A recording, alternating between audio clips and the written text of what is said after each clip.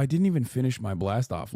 Looking at my previous appearance reviews, encampments all around getting violent, taken down by free speech lovers, visiting the UCLA encampment later, and more.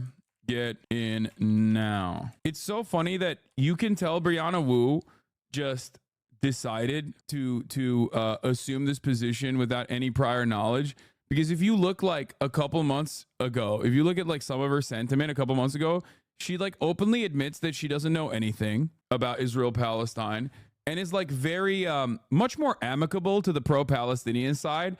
And over the course of like the past 6 months, as like liberal Zionists have gotten less chirpy about their unconditional defense for Israel's genocidal activities, she has done the exact opposite. The more Israel has gotten violent, the more Brianna Wu who's gotten fucking aggro defending Israel, which is pretty funny. Anyway, but yeah, why the fuck are we talking about this dumbass? Who gives a shit? You know, things are getting crazy when I, resident Great Name Chatter, get nuked from a channel and get called a left-wing lunatic, 1 for subbing to your channel and 2 supporting the pro-Palestine protesters.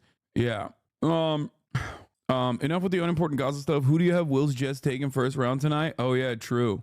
I don't know. Yeah, we'll talk about Hamas as well. Looking at my previous appearance reviews and canvas all around, getting violently taking my free speech lovers. Mike Johnson, Dick Rides, Israel on CNN, visiting the UCLA encampment later and more. Get in now. All right, let's do it. Leftism is when you lose your job for being pro-Palestine. I just don't understand why people are like, I love that Brianna's like, well, people are being mean to me, so now genocide is okay. Yeah, Brianna, I need you to understand something, okay? As a fellow death threat recipient on a daily basis from pedophiles, Nazis, sometimes pedophile Nazis, and the occasional NATO lover who can be, you know, both a pedophile and a Nazi as well. Let me tell you, okay? You don't deserve to get death threats. You don't. But getting death threats should probably not sway you away from having an unconditional support for those who are being genocided attitude. You know what I mean? It's probably not a good idea to just be like, oh, people are mean to me, so I've decided I'm pro-Israel's genocide of Palestinians. I'm not all pro-Palestine. I'm more anti-genocide. Very similar right now, but still. That's so funny. That is a fucking hilarious take. My man said, I'm not all that pro-Palestine. I'm just anti-genocide. What the fuck does that mean, dude? That's kind of funny. He's like, yeah, conceptually speaking, I think Palestinians, like, they're very bad at soccer. I don't really like them. You know? I think that's pretty funny. It's got to be a joke. He hates Muslims, bro. No one who's like Islamophobic and hates Muslims is going to take an anti-genocide stance against Muslims, because Islamophobia means you dehumanize Muslims and don't think they're real humans. Anyway, honestly, dude, you should stop trying to be calm and collected and professional and respectable on live TV. Just be yourself. The one that blew up on Tyler Brokley is the one that'll get people listening. I don't like it. I don't like being that mean, because ultimately it's not very productive. Because like the clip that went viral from me talking to Tyler Brogley was not necessarily one that had a lot of, it didn't necessarily have a lot of fucking information in it. And I want to have viral clips that are that have a shit ton of information in them. You know what I mean? Here, we'll look at yeah, Mehdi Hassan liked it a lot, which I thought was chill. We're going to talk about former hostage negotiator saying that, like, what is this? Hassan mentioned on Girly Pod at 155. Bro, there is no 155.55 on this. What are you talking about? I don't know what this is. I don't even know what's going on here. All right, anyway. The people who care and get inspired by the clip, watch the full newscast, will be well benefited by your hateful clip. It wasn't a hateful clip. I think a lot of people didn't understand like what it took for me to get there. And if you're confused by it, I recount the experiences here. I got so mad on Piers Morgan, where I go step by step and explain to you in real time, like, and show you exactly what it took for me to fucking snap. Because it it wasn't like I was being unreasonable from the jump. It wasn't like I just came in there ready to swing.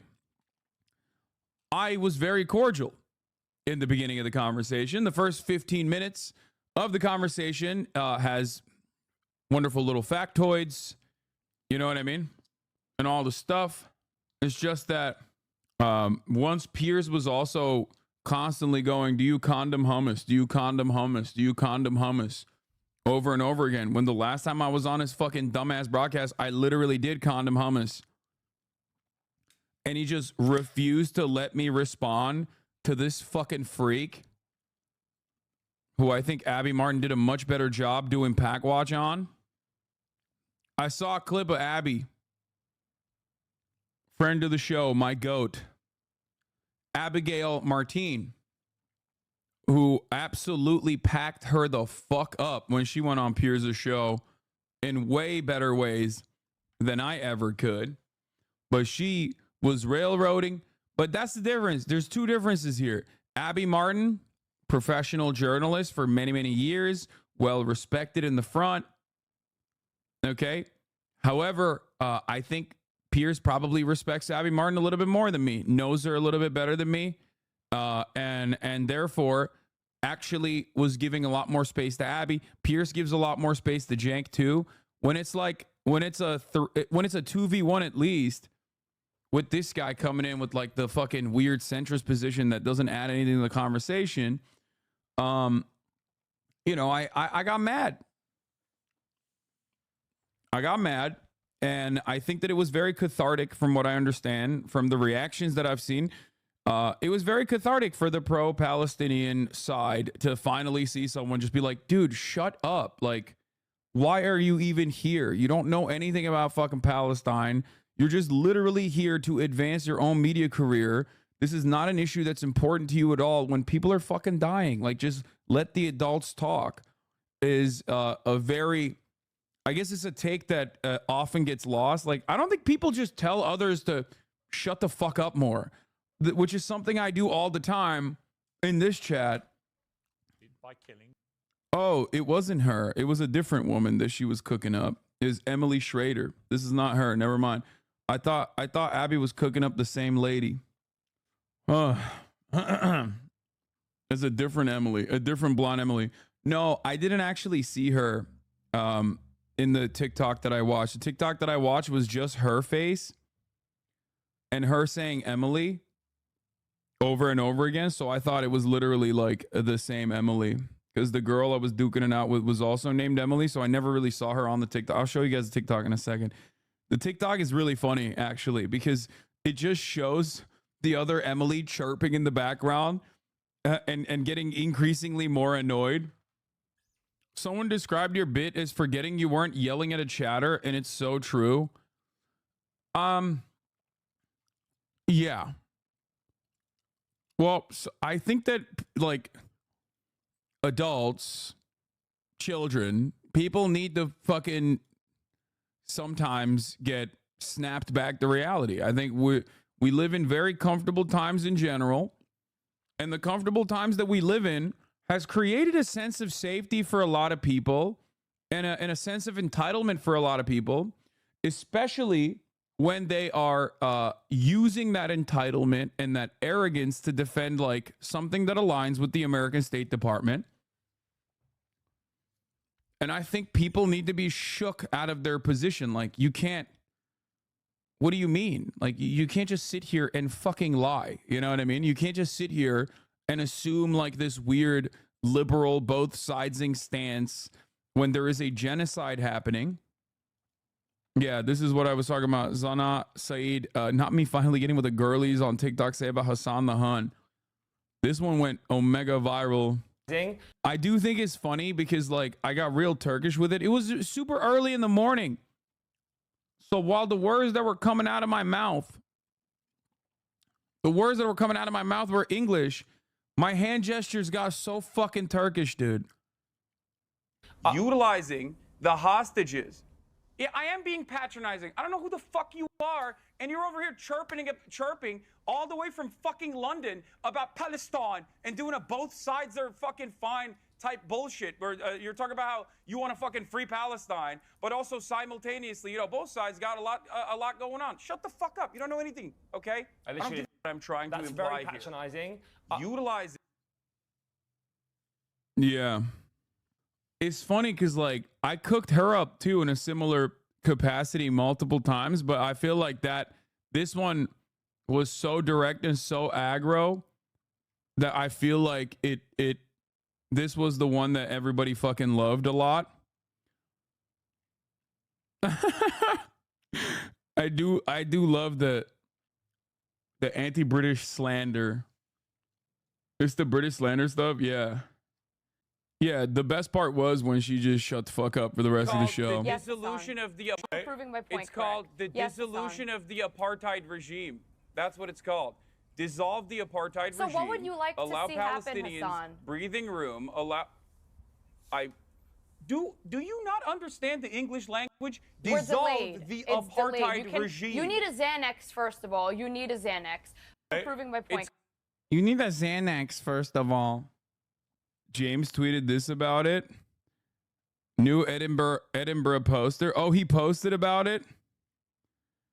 You are being patronizing. I don't know who the fuck you are. Shut the fuck up. Damn, he posted about it. Congrats. I mean, like I said, I'm a little upset that he caught all the smoke. I died yesterday when you said, if I need Xanax, this bitch needs lithium. Yeah, I mean, she does. It is pretty funny though that everyone literally was just like, I feel like PR year is over, and then we watched it, and then everyone was like, no, this is fucking sick. Like I personally thought that me losing it at like the end of a 15-minute fuckfest between Piers and this and the IDF dog tag woman, who happens to be 22, even though she looks like she's 48. Yeah. Anyway, okay. Defending genocide ages you. I know. I almost took an engineering job for a military contractor. Right now, very glad I didn't. Dude, you just dropped the ball. You could have gotten so much money. Okay. Someone needs to tell these scientists to shut the fuck up. Most people are scared to do that. It's very refreshing when they're actually told that they're an idiot. Yeah, because here's the thing, dude. I've been called a fucking terrorist and an anti-Semite for the past 7 months. Okay? For a position that I've maintained for the past 10 years very publicly. Yeah, it doesn't work, dude. It doesn't work. You can't just keep fucking saying it over and over again and expect that, like, and hope that, like, people will go, yeah, you know what? He is anti-Semitic, actually. Why is he anti-Semitic? Oh, because he's not dick riding Israel into oblivion and thinks that Israel is doing an apartheid, which it is. You just can't. You can't do it. Anyway, here, let's look at some of the other bits and pieces. This one got 100 and currently tens of thousands of Israeli citizens right now in the streets of Israel, in the streets of Tel Aviv, outside of Benjamin Netanyahu's house, protesting every single day. What are they protesting? They're protesting for Benjamin Netanyahu to facilitate a ceasefire with Hamas so that they can actually bring the hostages home. That is precisely the number one goal of the family members of the hostages. Who and is if using anyone the on hostages? this panel was being even a little bit honest, they would recognize the reality that, listen, just listen. You didn't listen to my question. Listen to what I'm saying, and you will understand. Yeah, we're going to cover the Netanyahu's preventing the release of the abductees. Perhaps what I'm trying to imply That's very patronizing. Utilizing the hostages. I am being patronizing. I don't know who you are, and you're chirping all the way from fucking London about Palestine and doing a both sides are fucking fine type bullshit where you're talking about how you want to fucking free Palestine, but also simultaneously, you know, both sides got a lot going on. Shut the fuck up. You don't know anything. I think you need to go hard after Piers harder if you get the opportunities. Coverage is mixed, but I appreciate some of what he does. For example, bringing you on. He's definitely trying to get clippable moments from you. Yeah, he brings me on.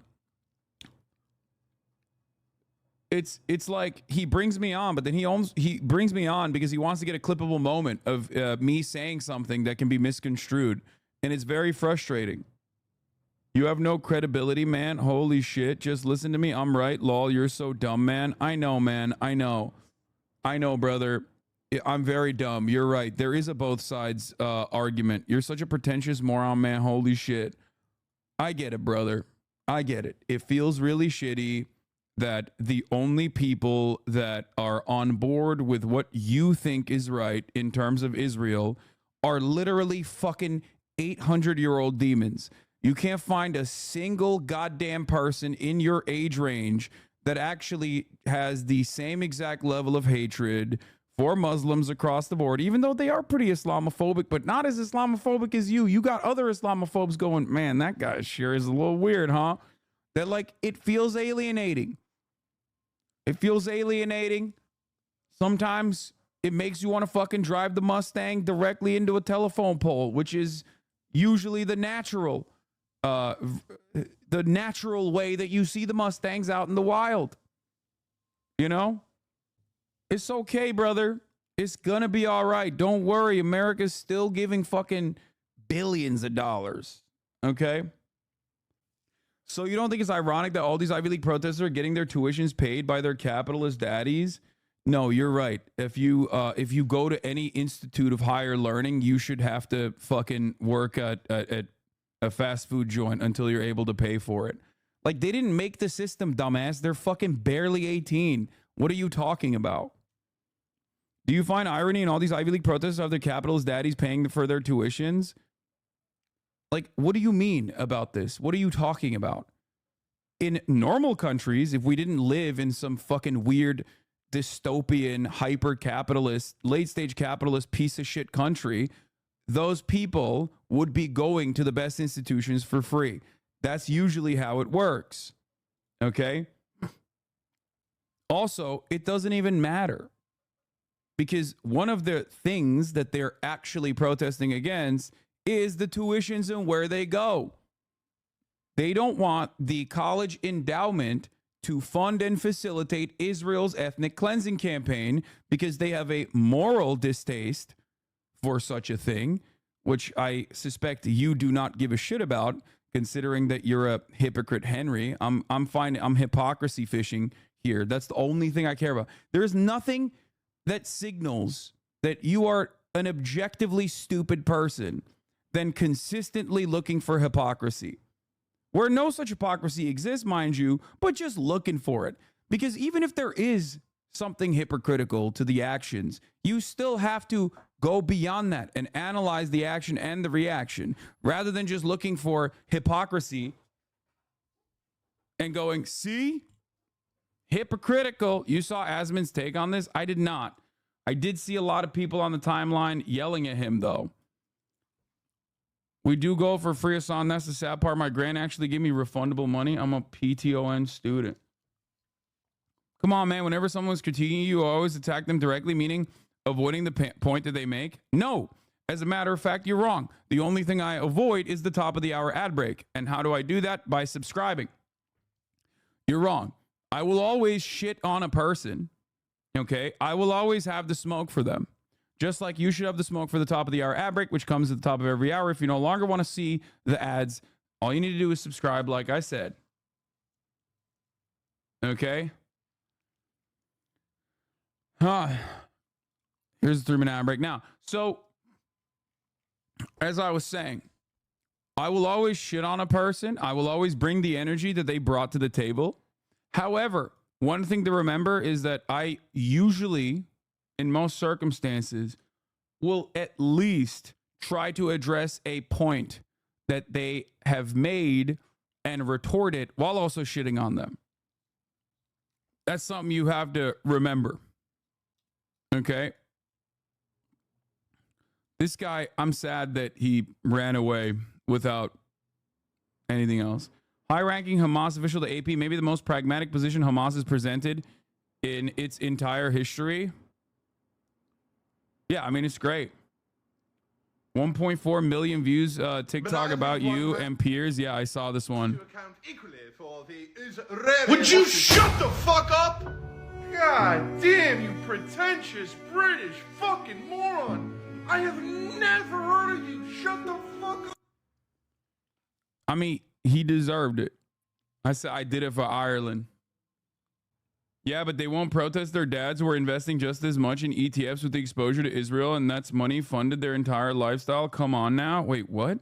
They won't protest their dads who are investing just as much into ETFs with exposure to Israel, and that money's funded their entire lifestyles?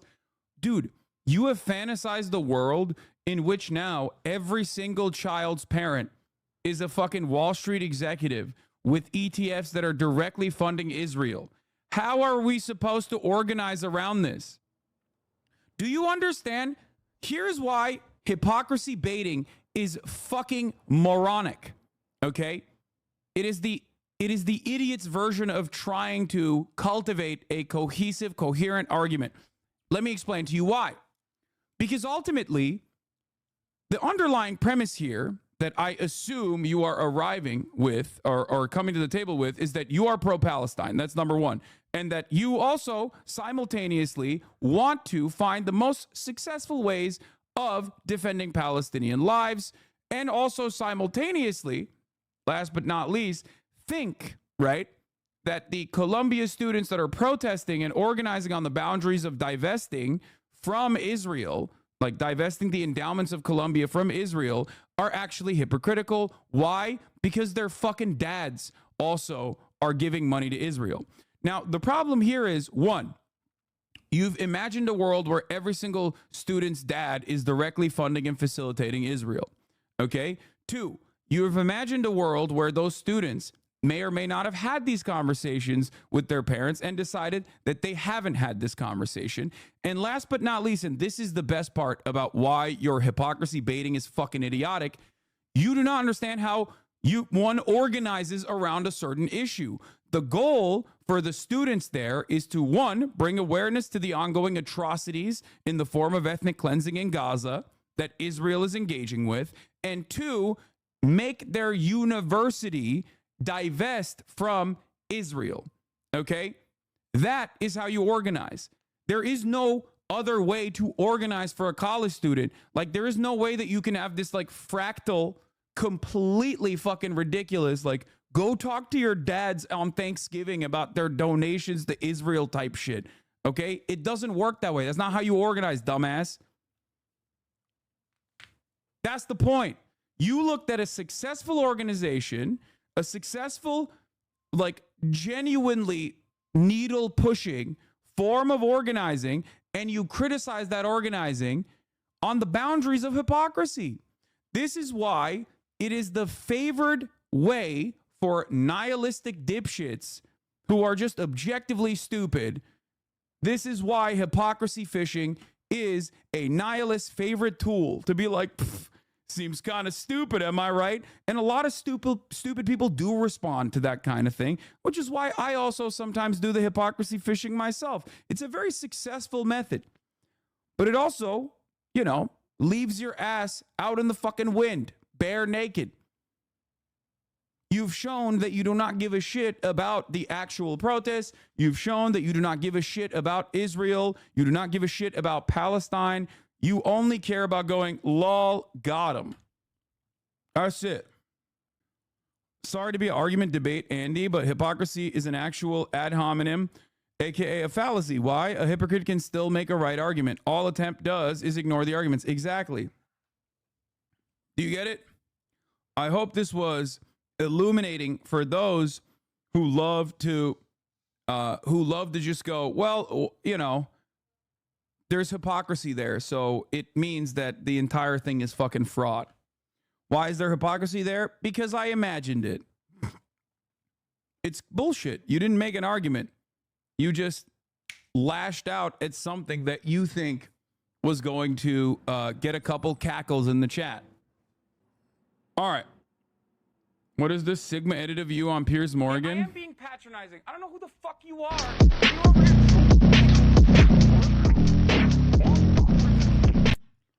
Yeah, I saw people I saw people on Reddit try to reframe this as like the dude with the pink hair being Sigma, and I'm actually a crying soy jack, and it literally didn't go anywhere because aesthetically it doesn't fit. So they're just like, they're trying their best out there. Shouts out to the Redditors. Hassan Narcissistic Meltdown. Yeah, exactly. Why were you on Reddit? Sometimes I go on Reddit. Yeah, D-Riders trying to be like, guys, do not look at what is right in front of you. I swear to God. Do not look at what is right in front of you. Look at this drawing instead. He looks like this drawing that's crying. He doesn't look like the way you see him on camera right in front of you. He looks like this drawing instead. Please focus your attention on the drawing where I've drawn him as an ugly man. Check Asmongold's tape because you're going to get a bunch of this narcissism arguments throughout the day. Yeah, I don't really care. That's why that argument is invalid. Well, that's pretty patronizing, isn't it? Yeah, I bet getting sunned like fuck with solutions to colonialism by someone whose people you failed to colonize would feel pretty patronizing, bro. Do you want a little bow tie and a lollipop to go with that British accent that makes you feel smart? Or are you going to shut the fuck up, sit the fuck down before I get the belt because you're literally my son now? Yeah, that's what I thought. It's true. The British never were able to colonize the Ottomans. Anyway, do not fucking check his take. It literally is just protest bad because retail workers get mad at it. Internet always hits you with the drawn you as the soy jack. Yeah. Too late, crabs. I've drawn myself as the Chad and you as the soy jack. That's straight up. That's like, that's a never-ending meme. So just because these universities have 700K and SB 500 ETFs that naturally have exposure to Israeli investments, as do the majority of American retirement accounts, they're somehow complicit in supporting a regime. Bro, you don't know anything about what you speak of. It is not just the SB 500 ETFs that the students are fucking protesting. Columbia University directly goes far beyond the SB 500 ETFs, okay? However, even if it was just that, it is still complicity depending on what the companies that are funded are, okay? Oh my God, dude. Oh my Lord. Imagine how quickly we were able to divest from Russia. Why weren't we as financially entangled with Russian interests? What happened there? And it's beyond that, like I said, especially when it comes to Columbia. Okay? Every single college campus in the United States of America, in some way, shape, or form, does research for Israeli surveillance technology, Israeli companies that operate in the West Bank, but Columbia directly has a sister school that they're trying to build in Tel Aviv, which I brought up in the interview. I don't know if you're aware of this. I brought this up in the interview with Piers Morgan, which you should watch on my YouTube. Okay?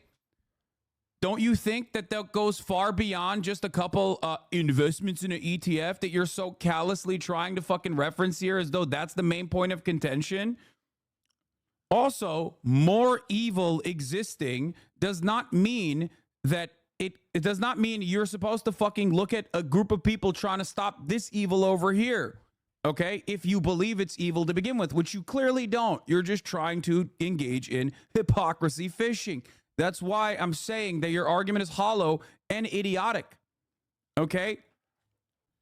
Okay, so one college. See, notice how you are not genuinely interested in having a conversation and you think you are picking apart my argument, which is why you have a hard time hearing the words that I'm saying because you're deliberately being obtuse because you think it favors a better position for you overall. I did not say one college, Columbia, establishing a satellite campus in Israel means all universities are complicit. I said in the case of Columbia specifically, it goes far beyond the ETFs. I said all other American college campuses, however, in their own way, participate in the Israeli apartheid regime, either playing a role in research and development for their surveillance technologies or playing a role in the research and development for Elbit systems and things of that nature. So every single college campus, in one way, shape, or form, directly or indirectly, is funding and facilitating the Israeli apartheid.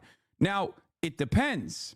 every single student-led movement has different goals and organize around the similar principles, divest from Israel, but it doesn't change the reality that their cause is just and their goals are apparent. And I don't really understand why you have such a big issue with this and you refuse to reckon with the reality. Okay? I don't understand it. Why were we able to divest from Russia so successfully and so fast? Now, also, I thought a lot of these guys who are, who hate me are liberals themselves, because everyone's a liberal at the end of the day. Why make perfect the enemy of the good? Nobody out here is thinking that they're going to get a full-blown divestment. Divestment campaigns, boycott campaigns, and sanctions campaigns, BDS specifically, boycott, divest, and sanctions, is not about completely removing all financial instruments or completely having zero relationship with a nation state. It's all about the momentum and it's about what you can get, okay? Protesters make demands, they make radical demands, and incremental change comes in the aftermath of said protests.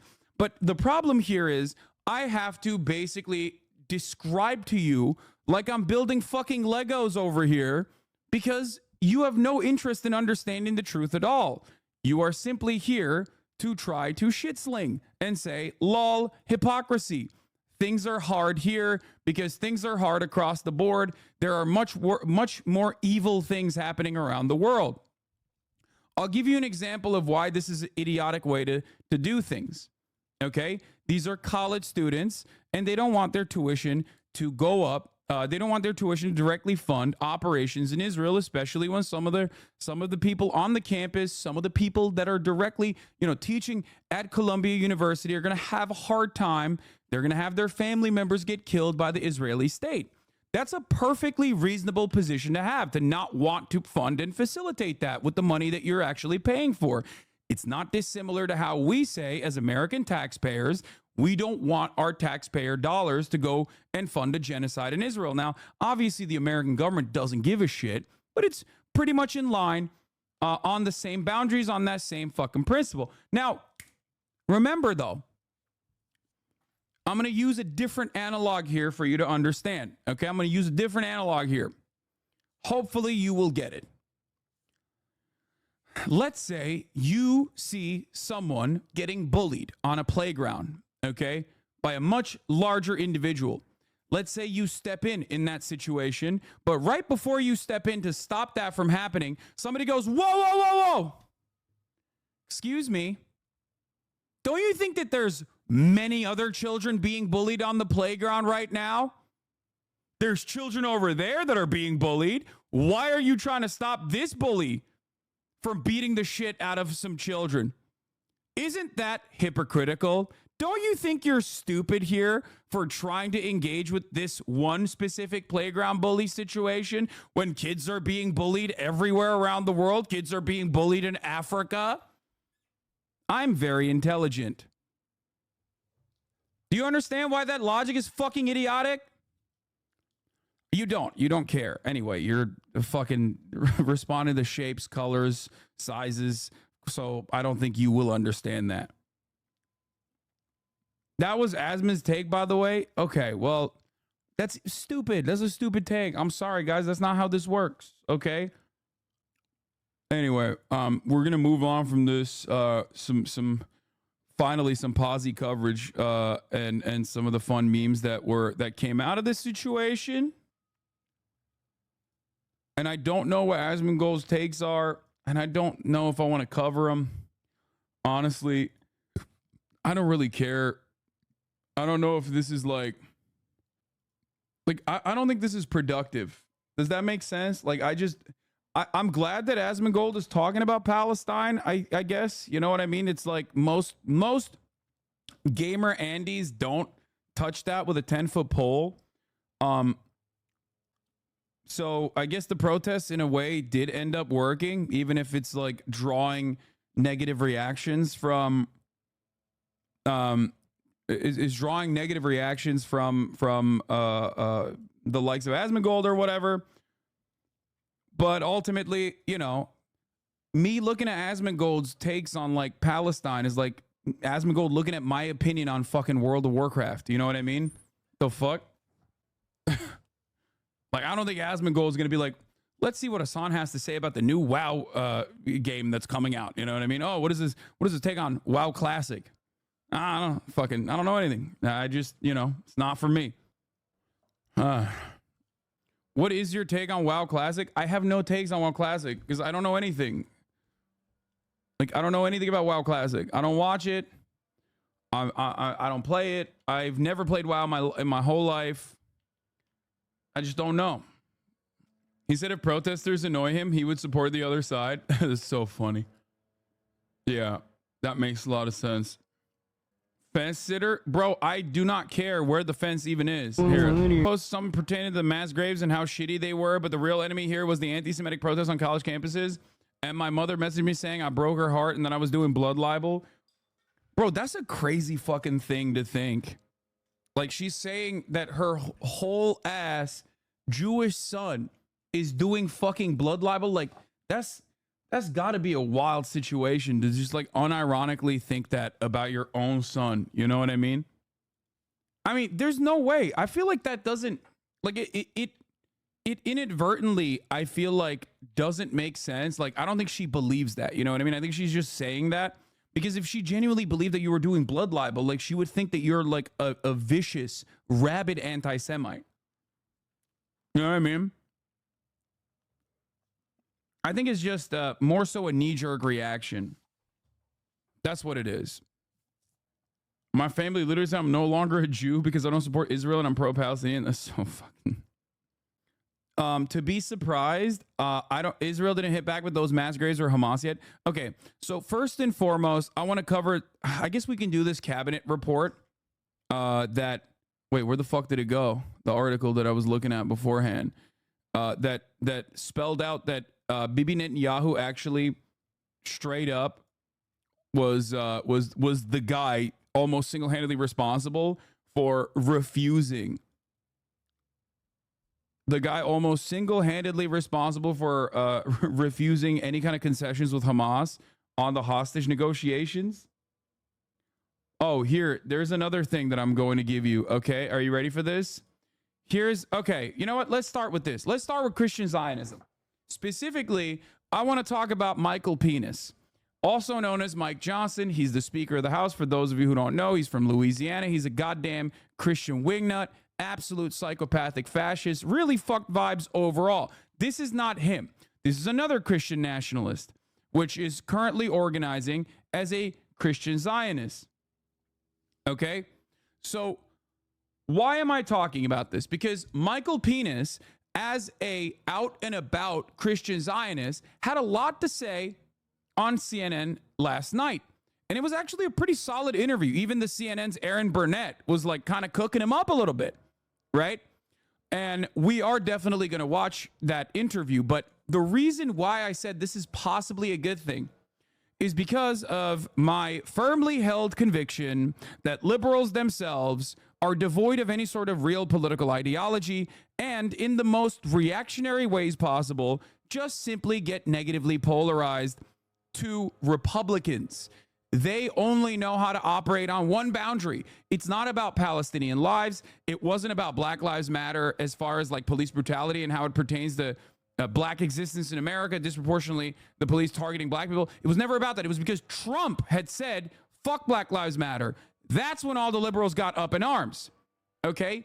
So I personally think that today is a turning point. Christian Zionists are now finally getting activated. What do I mean by this? Christian Zionists are massive. They are an incredibly important political constituency in the United States of America. Evangelical Protestants number in the United States by 100 million, right? There are 100 million Christian evangelical Protestants in this country. However, not every single one of them is obviously pro-Israel, but plenty of them are pro-Israel across the board due to State Department reasons. And a decent chunk of those evangelical Zionists are actually pro-Israel unconditionally as a consequence of their theological Armageddon theories. Okay? Now, this is something that I've talked about quite a bit, even though many people don't know this, and many people think that this is a Jewish issue. It has never been a Jewish issue. Israel has never been a Jewish issue as much as it has been a Christian issue. Whether at the early days, the Christian Zionists in England, all the way to the evangelical Christian Zionists in this country that have a tremendous amount of political power, which you saw with the Roe v. Wade decision. Okay? These guys make up 30% of the American population, give or take, but they make up like 75 to 90% of the legislative agenda because they're a very active voter bloc. They're very organized. I'm not going to go further into like the Paul Weyrich and the moral majority, and how this movement developed originally as a reaction to schools being desegregated, even though I am kind of getting into it. But my point is this, okay? My point is this. American Christian Zionists are massively important. It is part of the reason why the Republican Party has always been a relentless dick rider of Israel. Okay, in perpetuity.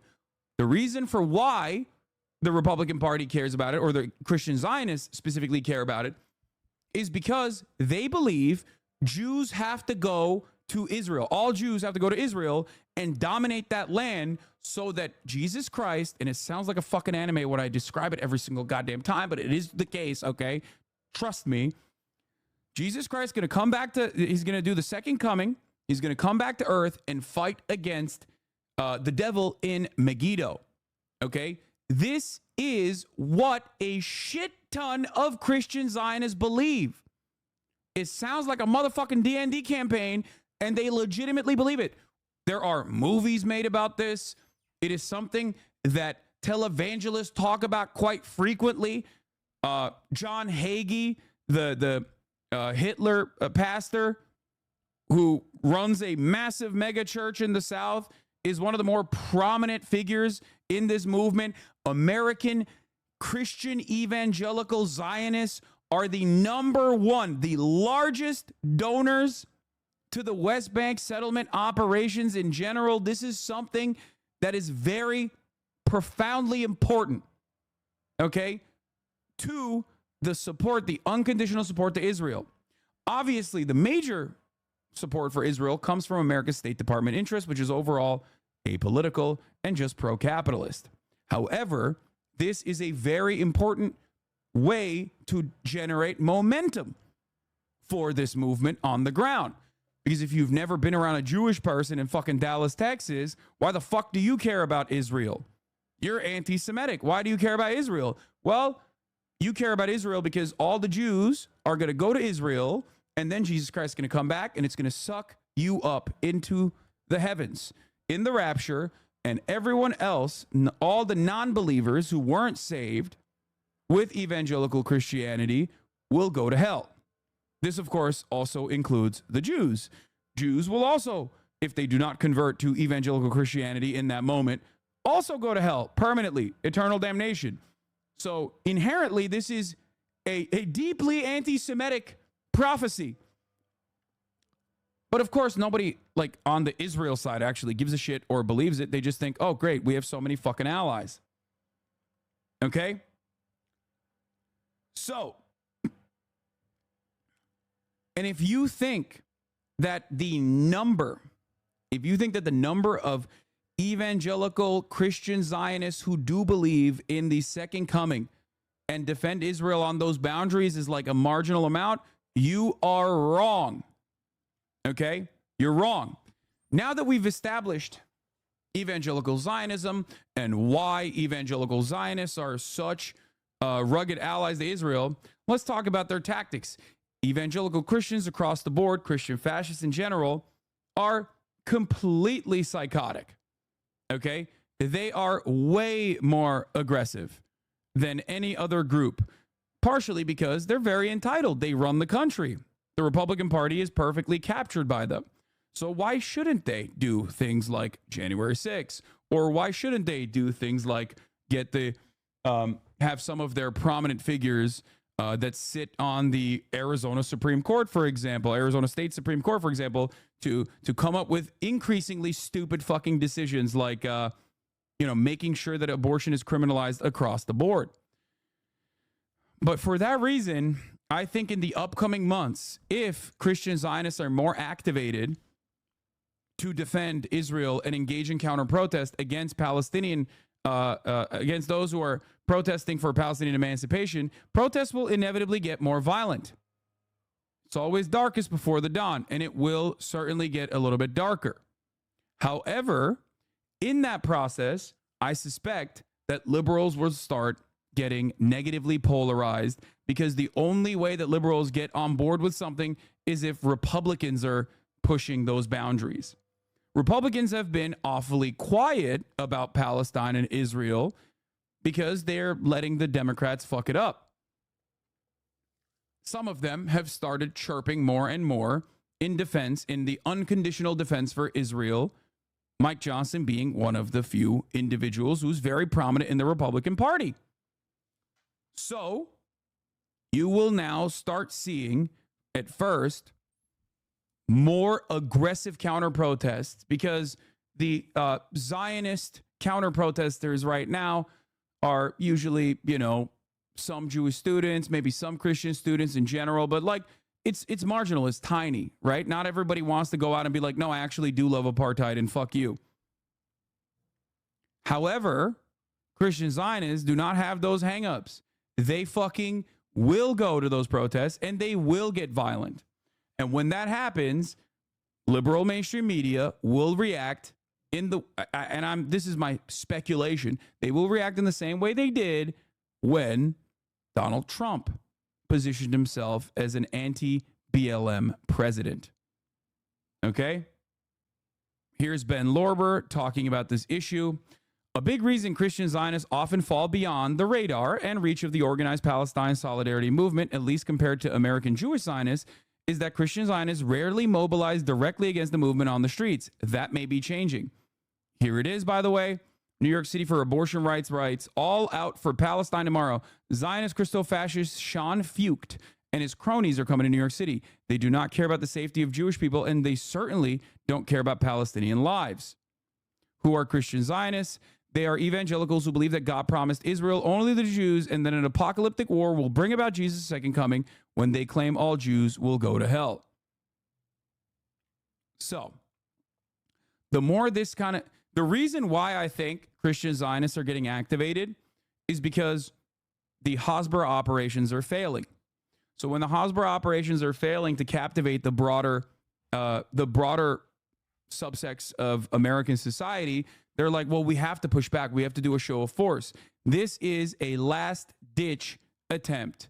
It is a last-ditch, desperate attempt for Israel defenders to try and do a show of force and bring about numbers. If this momentum grows on the Christian Zionist front, this will absolutely cause liberal outlets to finally take a way more aggressive stance against Zionism as a whole. Okay? The annual Christians United for Israel Summit is at the end of July outside of DC, just saying. I said, I'm always shocked that even the better read anti-Zionists are often completely unaware of the evangelical Christian Zionists in this nation. They're like 10x the size of the Jewish people in America, Zionists and anti-Zionists alike. They're the highest funders of settlement terror. Yep. If folks are interested in actually mapping and confronting Zionist power in the U.S., that's where most of this is. My experience is people often know they're out there, but don't know how to actually campaign against them. Other campaign targets are closer at hand. That's a wild take. I'm with it. This is wee-woo speculation alert, okay? Just everything I know about politics, everything I know about how liberals operate, everything I know about how the media operates. I know that the media I know that the fucking media absolutely loves nutty right-wing weirdos getting active and beating the shit out of students. They will cover that endlessly. They will talk about how racist these guys are. They will talk about how anti-Semitic these guys are. Okay, which many of them are, for the record. Here is Ben Lorber covering more this guy Fucht. On last night's live stream, Christian nationalist organizers of today's United for Israel March at Columbia explained that they're actually excited about rising anti-Semitism. It's a sign the end times is near and Jews will convert to Christianity. Here is rally leader Sean Fucht. And as you know, we're seeing this rise in this flood of anti-Semitism across the world. Yes, these are the end days. I know people say all the time, everyone's saying it's the end days. Jesus said it was the end days 2,000 years ago. Well, it is the end days. And we're one day closer to the return of Jesus. And as that ramps up, we're going to see a rise of evil. We're going to see a rise of glory. And we're going to see a rise of hatred for the Jewish people. And I think right now in America, I would have never imagined we would be at a place where Look at how excited he is, bro. Yeah. Yeah, anti-Semitism is popping off. It's great. It's like, yeah, it is, dude. It's because you're activated. Oh, I'm so excited. I mean, I agree with you, but there's something kind of different. The George Floyd murder was quite shocking to a lot of liberals. While I think the genocide should have activated more people, the libs are more insensitive now. No, brother or sister, sorry. You're wrong. Because liberals didn't get negatively polarized against Donald Trump after George Floyd. They got negatively polarized after Donald Trump shit on Colin Kaepernick. That's not where it started. That's where the momentum finally hit its largest point. It hit its peak. But liberals started covering Black Lives Matter in a positive fashion after Donald Trump shit on it, after Donald Trump shit on Colin Kaepernick. I know this because I am a chronicler of American radical protest in some ways, because I've been doing this for the past 10 years. I've been an advocate for BLM under the Obama administration when Obama was very critical of Black Lives Matter, said that they were behaving like thugs, as a matter of fact. So back then, even the Pod Johns, if you recall, were openly antagonistic to Black Lives Matter. You probably do not recall this, but BLM didn't start under Donald Trump. It started under Barack Obama. It started with Ferguson. University students in state-funded schools would be marching across their campuses, shouting "Death to Israel, death to America, burn Tel Aviv to the ground." I mean, it is unbelievable what we're seeing. Scenes like this that haven't really been broadcasted since the 1930s. And history seems to be replaying itself. And so in light of that, as many of you know, we are gathering tomorrow night on the campus of Columbia University for a United for Israel march. Love what God. Here's another rally leader, Russell Johnson, explaining he stands with Israel because the country serves as a redemptive sign. Proof positive that the fast approaching end times will bring about massive souls turning to the Lord in the nation of Israel. These are Jews' supposed allies. At a minimum, we have to love what God loves. And I think not only does God love the nations of the earth, plural, but he loves in specific Israel, and Israel will serve as a redemptive sign. It will serve as proof positive that God is faithful to his covenant, faithful to 1,000 generations. That as we move closer to the return of the Lord, that great day of his return, we will see massive harvest, massive revival, massive souls turning to the Lord in the nation of Israel. And it will serve as a sign that the God of Abraham, Isaac, and Jacob is faithful even unto his remnant people today. And so for me, this is connected not just to... Hey now, Reagan Bush 84 is a fire hat. I own one as well and wear it sometimes. Eschatology, but to the very character and the nature of who God is. God has not forgotten about the Jewish people nor the nation of Israel, and we will see the consolation of Israel prior to the return of the Lord. Amen. And I believe that. And I again, I want to hit on those that are just joining us. We are going to be gathering tomorrow at Columbia University in New York City, 6:30 p.m. Today's leading Christian Zionists come from New Apostolic Reformation, NAR, the fastest growing far-right Christian movement in the U.S. and worldwide. For them, actively working to convert Jews in Israel and worldwide is part of bringing the end times. These folks were at the forefront of January 6th, the battle against COVID, public health measures, and every other MAGA cause. They are the backbone of Christian nationalism and support for Israel in the United States. So, How is this not delusion? It is delusion, but it doesn't matter. It's mass psychosis, my friend. It is mass psychosis. So many fucking people believe this. And not only that, but not only is this like a pretty sizable movement, okay?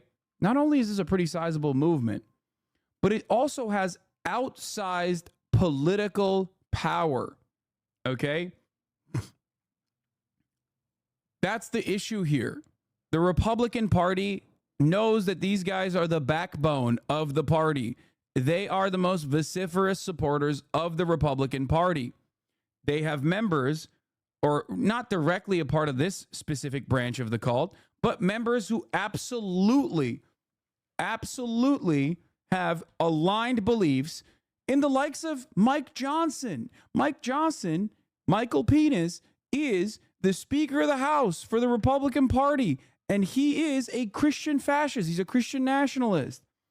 Obviously, he tempers his approach because he is politically intelligent, but that doesn't change the reality that he is still, at the end of the day, another one of these fucking wingnuts. Another tense day of protest over Israel's war in Gaza. Those protests taking place on college campuses. How are these guys any different than ISIS? They're not. The only difference between them and ISIS is that they have the American state aligned with their agenda, if not for religious reasons, but still, because they have the American state aligned with their agenda, they get a lot of momentum for their movement. ISIS could not even imagine the amount of power that the Christian nationalists hold by basically being able to motivate at least the duopoly in their favor. Real fucking sicko, by the way. Real sick freak.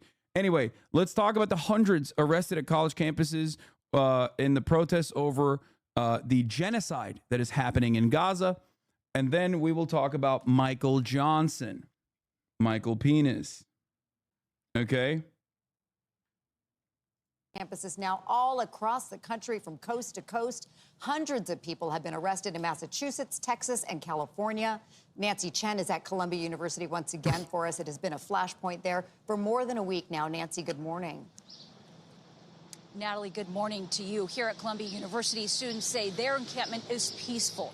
Meantime, at colleges across the country, it has been a very different picture over the past 24 hours. Overnight, chaos erupted as police tried to break up a pro-Palestinian encampment at Emerson College in Boston, as the latest flashpoint in a growing movement at campuses nationwide protesting Israel's war in Gaza. On Wednesday, demonstrators clashed with school security at USC in Los Angeles after school police ordered students to move their encampment. Both sides of my family were displaced from Palestine, and I'm here using my voice because my grandparents couldn't. By nighttime, police shut the gates to the school and pushed pro-Palestinian protesters out. Also on Wednesday, hundreds gathered at the University of Texas at Austin, where they were met with a show of force as well. In New York, Republican House Speaker Mike Johnson was interrupted by loud booing during his visit to Columbia University. Get the fucked. epicenter of demonstrations calling for cutting all school financial ties to Israel and amnesty for students punished for participating in protests. He claimed the university is being taken over by a radical and extreme ideology, citing several recent incidents of anti-Semitic language by protesters on and off campus. I am here today joining my colleagues and calling on President Shafiq to resign if she cannot immediately bring order to this chaos.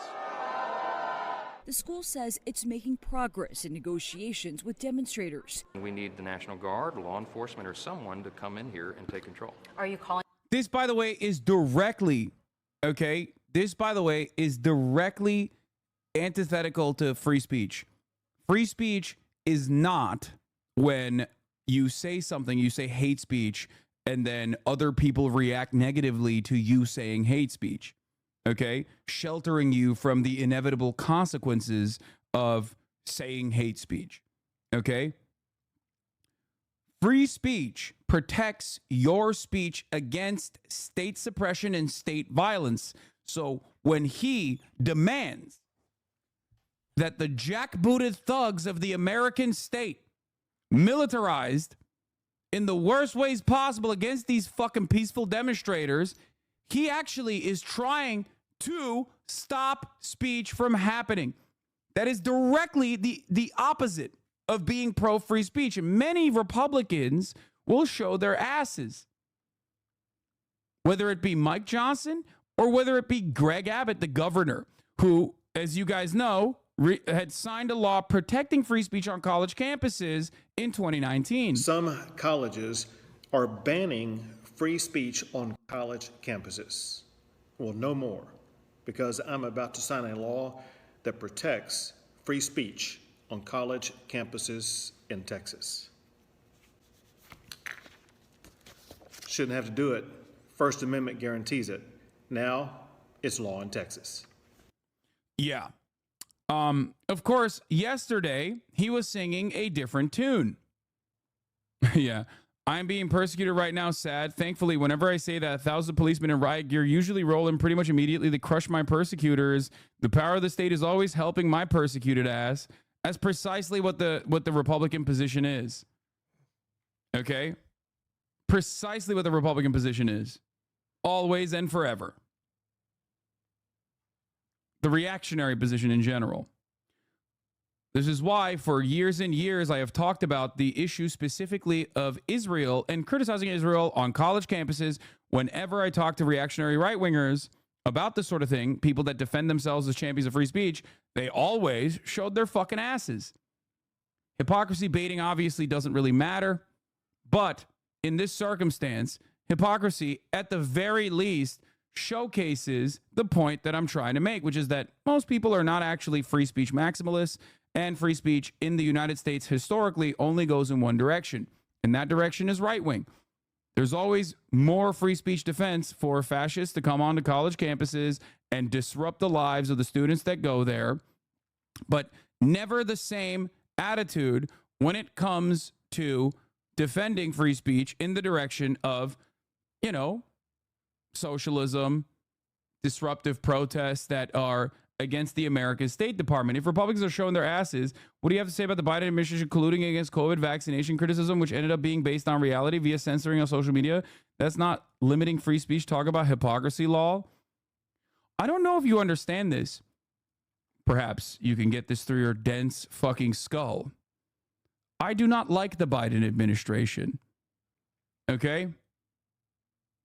And if social media is trying to suppress, as a private institution, trying to suppress misinformation from being spread about COVID vaccines turning you gay and autistic, okay, or whatever the fuck you think is going on with the COVID vaccines, which clearly made it to your timeline, if you are still in 2024, the year of our holy Lord, talking about how, like, the mass inoculations are going to yield mass deaths, okay, which seemingly has not happened. I don't know what to tell you. Perhaps there should have been more of that kind of misinformation being squandered and stopped from spreading. Baba? Selam. Şu kapıyı açsana, girsin Kaya buraya. Şu kapıyı aç da Kaya girsin içeri. Aha. Kaya. Come here. Come here, baby. Place. Kapat baba. Bilmiyorum. Hassan, we started an encampment at UCLA and would love to have you. I know. I am planning on going there later today. Bro's timeline is 70-30 vax injury reels with people pretending to shake. Yeah. What are your thoughts on Ilhan Omar going to the University of Minnesota to talk to protesters? Are we beginning to see the state co-opt this movement? Do you think Ilhan Omar talking to protesters is the state co-opting this movement? Ilhan Omar is one of the only members of the American state, the American Congress, that has always been on the side of Palestinians objectively. Same with Rashida Tlaib and some others. Ilhan Omar going to speak to the protesters is not the state co-opting the fucking movement. Trust me. Ilhan Omar, the state. Scenes last night from Emerson College when the cops first showed up. Yeah, we'll talk about that in a second. here is the part of the pro-Palestinian student protest at University of Texas. The DPS, okay, straight up beat the shit out of students, arrested hundreds of them, which, by the way, is anti-free speech, just so you understand. Like, this is actually a violation of the First Amendment. And even ended up beating the shit out of a Fox reporter and arresting him violently. Tackling and arresting this guy right here. I don't know if this video shows it, but he did get arrested. Yep, there it is.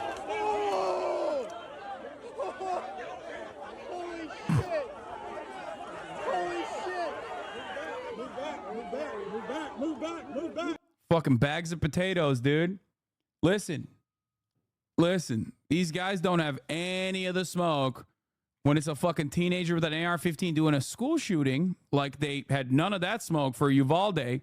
But when it comes down to beating the shit out of reporters, when it comes down to beating the shit out of journalists, students, defenseless students, oh, they got all the smoke, baby. Look at these thumbs. Look at these pig fuckers just oinking.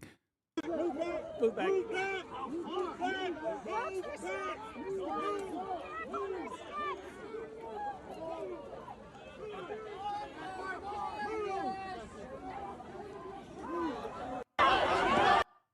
Yeah.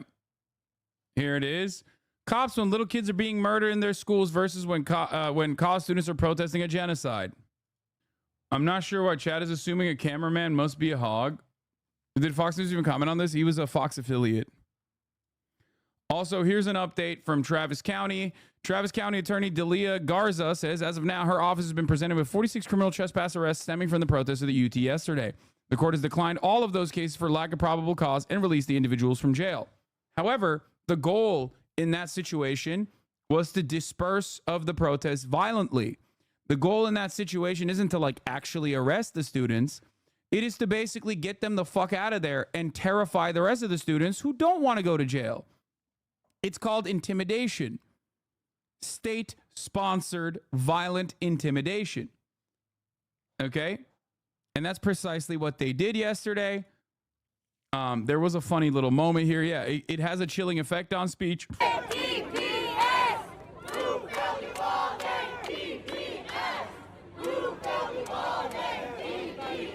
Maybe that's why they started fucking trampling on the students after that. They got really triggered and upset that they brought up the name Uvalde. They hate that.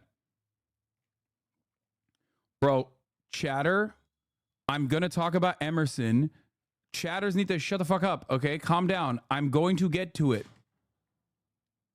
The arrests aren't completely unexpected, but the violence is uncalled for. No, the arrests are unexpected. They should not happen. You want to know why these arrests should not happen? Because if these exact same type of arrests happened in Russia, and it does from time to time, or China, and it does from time to time, American media goes nutty mode. American media gets up in arms, starts talking about how fucking undemocratic these countries are, starts talking about how, you know, we have to do a coup in these countries. We have to do everything we can. The entire Western world gets up in arms anytime something like this happens in a country that is not a part of the Western sphere of influence. Okay? I know it seems like hyperbole. Imagine if this was China is almost a cliche at this point, but a guy hung a banner on a bridge in Beijing and it was reported by every single Western news outlet. A Wikipedia article was written on it, and a second one was written on the protester. And at the end of the year, Time labeled him one of the most influential people in the world. But of course, it does not matter. Oh, here are the DPS guys, by the way. State troopers each appear to be carrying 100 plus of rounds of AR-15 ammunition at the UT Austin protest. Why do they need that? Why do these fucking hot dogs, these little piglets, need all that ammunition? What are they going to do? Huh. Yeah. You need the NATO 5.56 rounds for those children, for the 18-year-olds who are like, don't do a genocide, please. That's unacceptable, goddammit.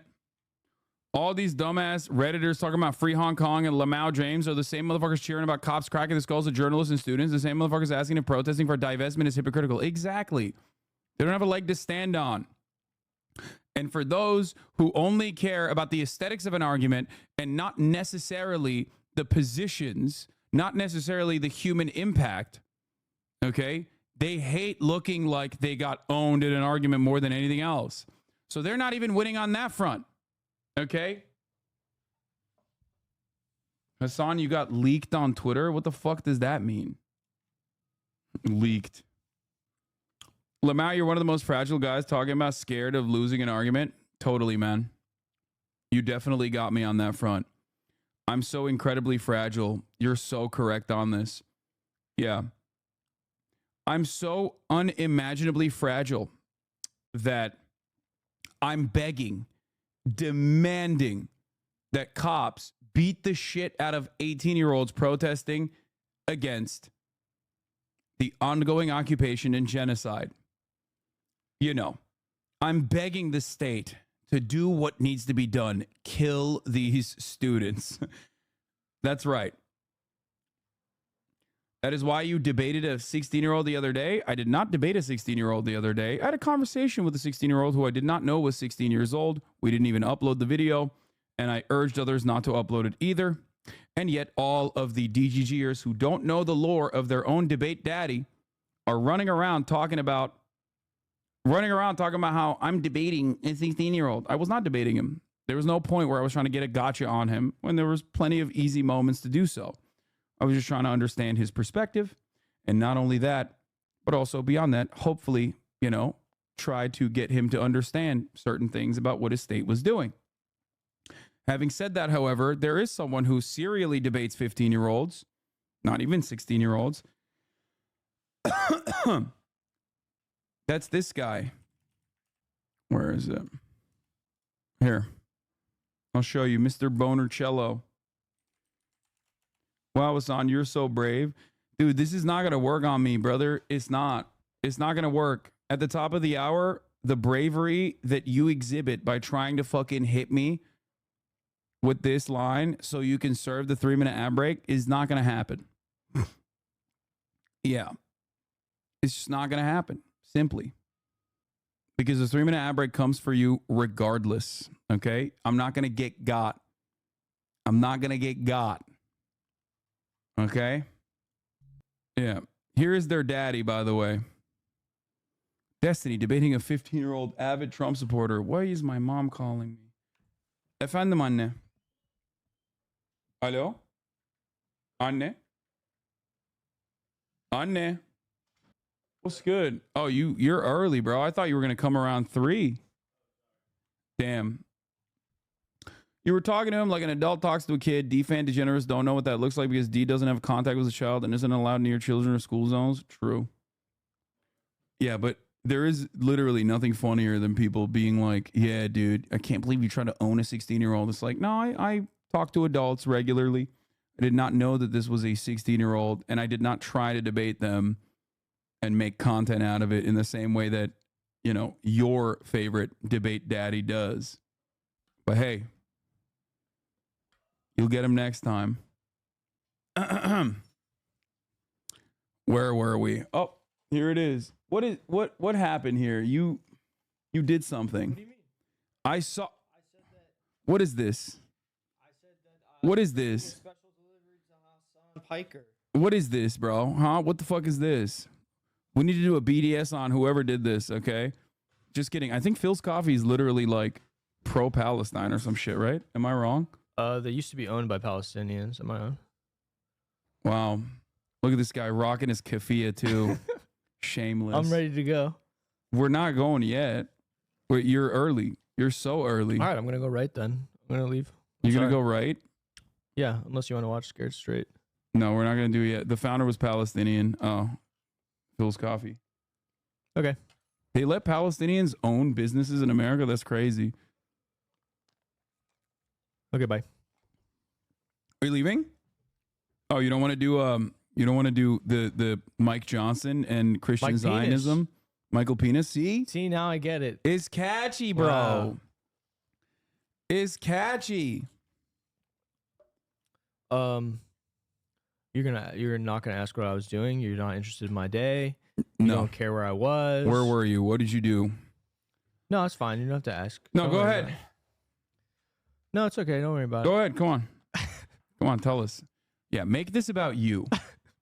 Well, I don't know. Like, make the normally somebody conversation- comes down, you're like, oh, hey, how are you doing? What were you up to? You know, just like a normal person, normal conversation. No, how are you doing, man? We weren't like doing broadcast in front of a sorry. stadium. Go ahead. My in bad. front of my a bad. stadium where we're talking My about. bad. Go ahead. What is this? You better rock the keffiyeh you got from Australia. I have it here. The problem is like it gets like This is Pally Roots.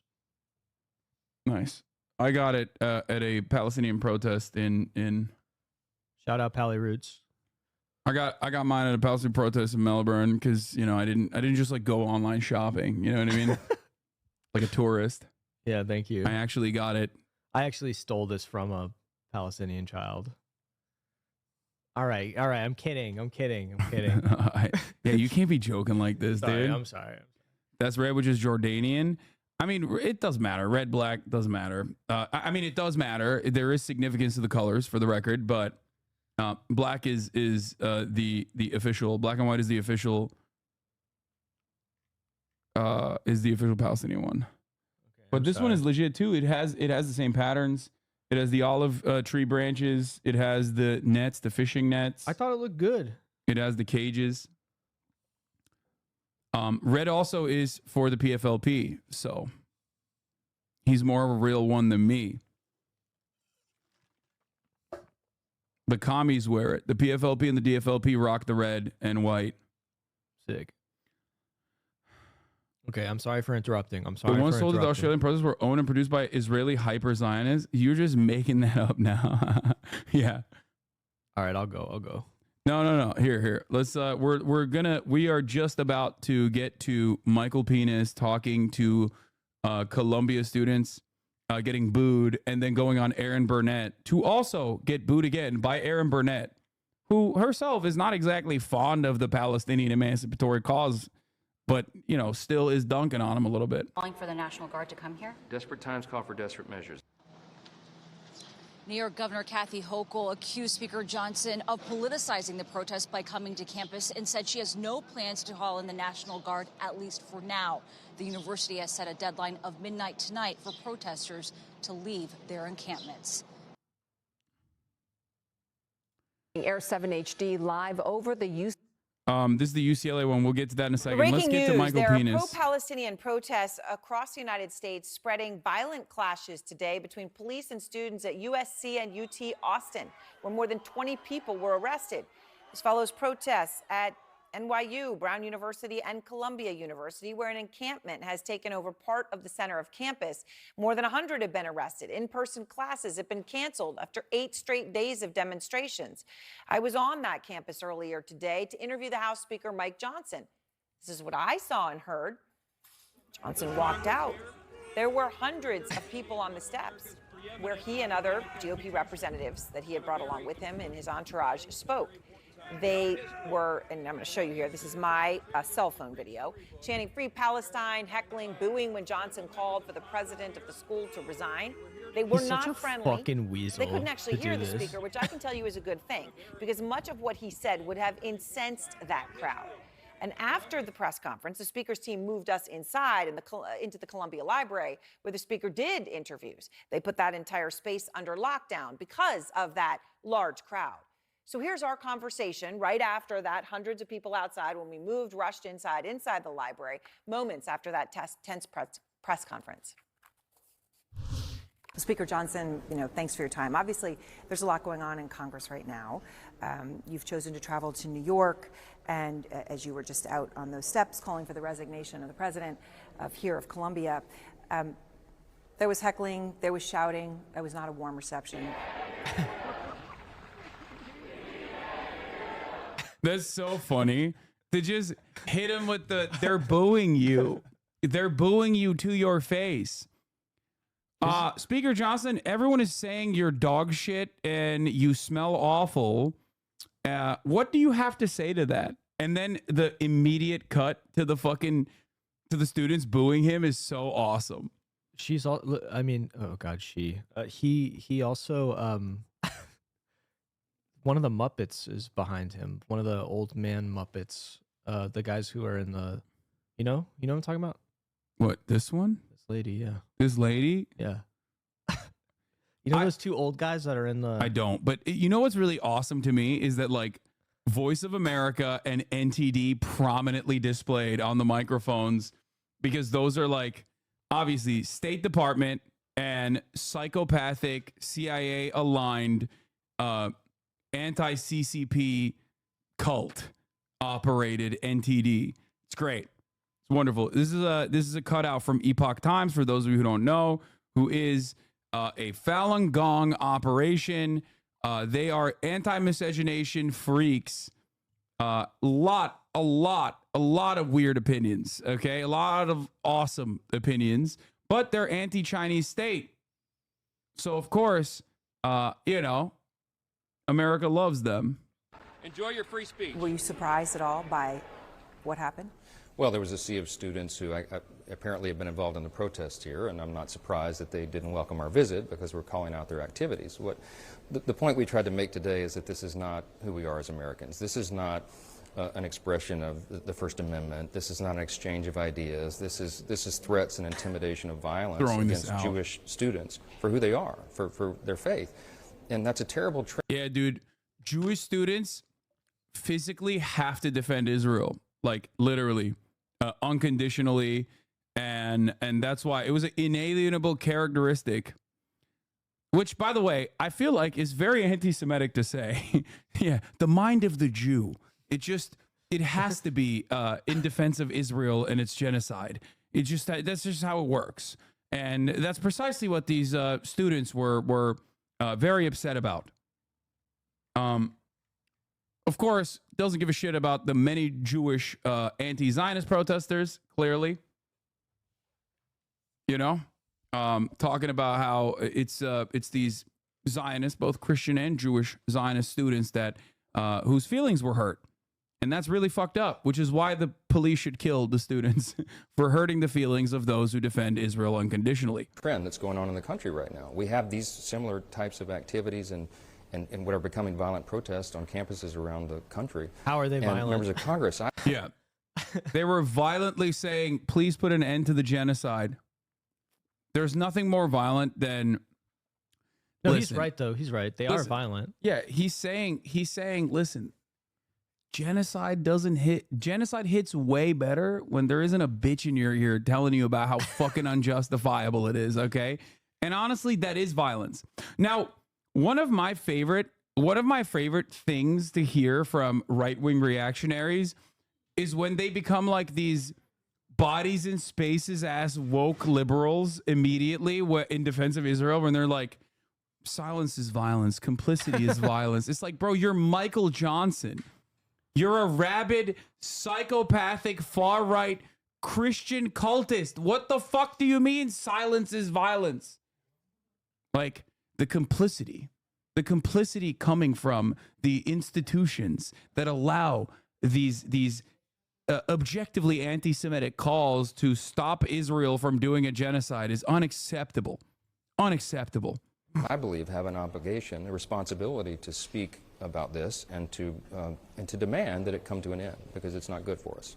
Oh, by the way, yeah, as we were speaking, USC canceled their commencement ceremony. They canceled graduation as a fuck you to the students. Guess what, dude? You're not going to go along with Israel doing a genocide? Well, sorry. No main stage commencement for you. So first they started with, they got rid of the valedictorian speaking, right? Yeah. And then they canceled any speaking, and now they're just not having graduation at all. Yeah. Oh my God. Yeah, they're like, have fun with that. Sorry. It's not shocking. Ironic that Israel defenders love doing collective punishment who dare against Israel. It's class of 2022. No, it's just a photo, man. That's just the fucking photo that they're using. Like, it doesn't... The article is not from 2022. The article is this, like, today, right now. Okay, here. This is USC cancels main stage commencement ceremony, April 25th, 2024. USC announced Thursday that it's canceling its main May commencement ceremony, capping a dramatic series of moves that began last week after it informed valedictorian Asna Tabassum, who had been opposed by pro-Israel groups, that she would not be delivering the traditional speech. Fuck media literacy. We just need literacy. True. I think... No, don't read, guys. I think this community would benefit. I do feel like constantly saying reading is gay has had has caused irreparable harm in this community. I bring you books every time I come. I know, and then I make fun of you for it, and here we are. Now people are just like, "What? I don't know how to read. What do you mean?" Oh, unrelated but related. I think we raised almost 10 grand yesterday. I don't know what org we're gonna put from it the with shirts? the t-shirts. Yeah. So good job, Yeah, guys. the org is called My Pocket. It's going straight to me. No. Yeah, that's right. You guys tell me where to direct it. I'll direct it there. Anyway, all right. Getting back to the situation at hand here. Michael Penis. Okay. Here it is. Was free Palestine. I'm going to pee real quick. How is that anti-Semitic? This is great. Well, what's anti-Semitic is that Hamas endorsed this protest today. Within the last 2 hours, they issued an endorsement statement and heralded the students here and said, this is the next generation of leadership in America. Let's go. If you're getting endorsed by Hamas, that's not a good look. It's not a good back sign. up. Some of these students apparently are unaware of the atrocities of October 7th, or they're denying it. They deny that women and children were brutally raped and murdered, that infants were placed into ovens and cooked alive. What? The things that happened there are unspeakable, and yet they're out there definitively not waving true? flags for the very people who committed those atrocities. This is not who we are. Speaker, in those early days, I was in. It's like some the of babies booths, and in you the, could smell the death and the bodies. It was horrific, and yet what's happened since has been horrific too. And there's a student here, a PhD student at Columbia. I wanted to quote him. He is Jewish. He has written a testimonial about what's going on here right now, his experience on campus. And he says, I'll read it to you, the most pressing threats to our safety as Jewish students do not come from Let's tents go. on campus. Oh, Jonathan, We should be I know focusing Jonathan. on the material reality of war. He's the great. munitions our government is sending to Israel, which kill Palestinians by the thousands, and the Americans participating in the violence. Yes, Do you think yes, that Jonathan, protesting go off. The humanitarian catastrophe in Gaza, You guys follow protesting the Jonathan on tens of Twitter. He's an thousands of innocent abolitionist. He's people really who cool. have died there, Very smart guy. is anti-Semitic in and of itself? I think there's always a place for debate in the free exchange of ideas, but let's not equivocate on what's happening in with Hamas and in Gaza. This is a battle, as Netanyahu said, Prime Minister Netanyahu said, between good versus evil, light versus darkness, civilization versus barbarism. This isn't a close call. We have terrorists who preyed upon and attacked viciously and killed many innocent Israelis. And the idea... Isn't it so easy to be a conservative? I totally get it. It must be nice, just like to have the talking points at the ready anytime. What's up? I said it must be so nice to be conservative, honestly. They just get to say the same shit, the same bullshit over and over again. He talked about the babies in the ovens. Yeah, and it's like objectively untrue. Efendim. Hayır. Bilmiyorum ama gelemem şu anda baba. idea that they would be out here in support of that. Yeah, I like that he said that you know Jonathan? I do not. Do He's you? cool. Yeah, he's cool. guy. Okay. Yeah, he wrote a dope ass article about being a Jewish student on Columbia campus, where he talked about the threats to our safety as Jewish students do not come from the tents on campus, but I guess from police presence. Yeah. Yeah. It's based. Which is very interesting that like Aaron Burnett is doing this though. I think this actually signifies a broader shift in attitude. The fact that like there's any kind of pushback, and I do think that it's because liberal media is genuinely liberal media is always going to be genuinely antagonistic, like open Christian fascism to a certain degree until it becomes the norm, and it's currently still on the boundaries. It's currently still on the edges, and this is why I think like there's this level of pushback, because like this is a right-wing guy, and personally is over here talking about how dangerous it is. Personally, how dangerous it is for Jewish students on campus, and she's saying saying that that's not the case. Yes, I'll read it to you. The most pressing threats to our However, does she offer pushback to anti-Semitic? This is a good question for the record. Hold on, I'm going to run it back again. Violence. Do you think that protesting the humanitarian catastrophe in Gaza, protesting the tens of thousands of innocent people who have died there, is anti-Semitic in and of itself? I think there's always a place for debate in the free exchange of ideas, but let's not equivocate on what's happening in Hamas, with Hamas and in Gaza. This is a battle, as Netanyahu said. Dude, it's so awesome, for me at least, seeing like these guys try to hit the Hasbara talking points in like rapid fire. You notice that it's like always, there's like a little bit of messaging discipline on this, right?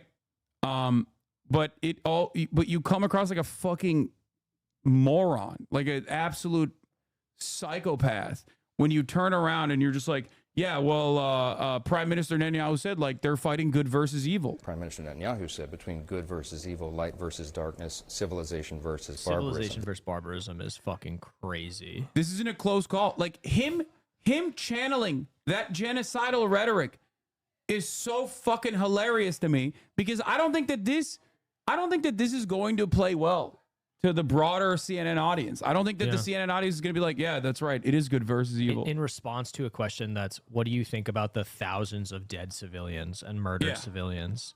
Oh, it's good versus evil. Yeah, sorry. It's just I am an insane racist. This isn't a close call. We have terrorists who preyed upon and attacked viciously and killed many innocent Israelis. And the idea that they would be out here in support... Like, it is pretty funny that he's referencing light versus darkness, which was a tweet that the Israeli government put out and deleted it because even they recognized how fucking villainous they sounded. And here is Michael Johnson months later being like, no, it's light versus darkness. I mean, this is the straight up Nazi shit, by the way. That is just one-to-one Nazi rhetoric. Of that, Hamas is using civilians as shields for themselves. They put their operations under hospitals and schools. They are using civilians in a theater of war, and so it's difficult. Why would someone blame Israel for trying to stamp out the very terrorist threats that are right? There's no bottom, right? Like the bottom doesn't exist in terms of what they'll say or what they'll justify. You know, Hassan, that isn't anything like being a Nazi. Wait, what? Saying that you're the civilizing force against barbarism predates Nazism, for sure. It's just old colonial rhetoric. But, you know, that is precisely what the Nazis said as well, dumb fuck. The fuck do you mean? A lot of you genuinely think that for someone to do Nazi rhetoric, to do fascist rhetoric, they have to literally be like, okay, dude, take a fucking day off. It's 1:16, brother. It's not even fucking time for the middle of the hour ad break. Like, you're out of your mind. They're on the doorstep. We should not be dictating to Israel their military strategy. We should be supporting our ally, which is the only stable democracy in the Middle East. Stable democracy, the best democracy. These are bar for bar lines that you would hear from Israel defenders like 10 years ago. You know what I mean? It doesn't work anymore, man. It doesn't. People know what the fuck's going on. They see it. And these guys have not caught up. The talking points have not caught up to the resentment, the understandable, much deserved resentment that even people in the Western world feel against this barbaric monstrosity of a fucking apartheid regime that is currently doing ethnic cleansing. Okay? And it's not like these people, sorry, I was just going to say, go ahead. It's not like these people are fucking super pro-Islam or pro-Palestinian lives either. They just think that, like, the violence has completely gotten out of control. Okay? Go ahead. I feel like resentment is a nice way to put it, you know? I think it's like justifiable rage and anger. Yeah. You know, beyond just feelings of resentment. Yeah, it's also crazy because he basically said there's always space for open dialogue, but they shouldn't be allowed to because why would anyone be anti-Israel? Exactly. It's ridiculous. It's fucking objectively ridiculous that a very powerful Republican figure who is a Christian Zionist and a Christian fascist separately, even though Zionism is fascism, he's also separately a fascist in general for his own domestic affairs, to sit there and be like, yes, these protesters, these student protesters are peacefully protesting for their college endowments not to go directly in funding Israel's apartheid regime and Israel's genocide, actually have to be violently stamped out. You cannot hate Israel. And then he uses the wokest fucking quotes that he possibly can arrive at. Like he's talking like a 2014 blogger, like a BuzzFeed article writer, in the way that he's defending Israel from microaggressions. Like, I can't believe how much these pro-Palestinian students are actually manspreading, and they're mansplaining. Israel is small bean. Israel is a girl. Israel is feminist. They really need to stop with these microaggressions against the students who want to support Israel's genocide. It's fucked up. Israel could do that would be over the line for you? Because when you talk about stamping it out, I mean, many innocent children have died and are dying at Israel's hands and the IDF. There have been civilians murdered, but that is not the fault of Israel. It's the fault of the terrorists, the Hamas operators and soldiers, the terrorists who have used these people and put them into harm's way. Israel, I'm convinced. Yeah, harm's way being Israel, the unstoppable force, by the way. Like, we always talk about Israel as though it's like a natural disaster, which it is, but not in the way that he's claiming. I also do like that he accidentally said murdered. Like, children were being murdered, but it's still Israel is not at fault. It's a tsunami. Israel, both small bean, but also very woke, but also doing a genocide, and also that genocide is good because it's Israel and they're fighting against darkness.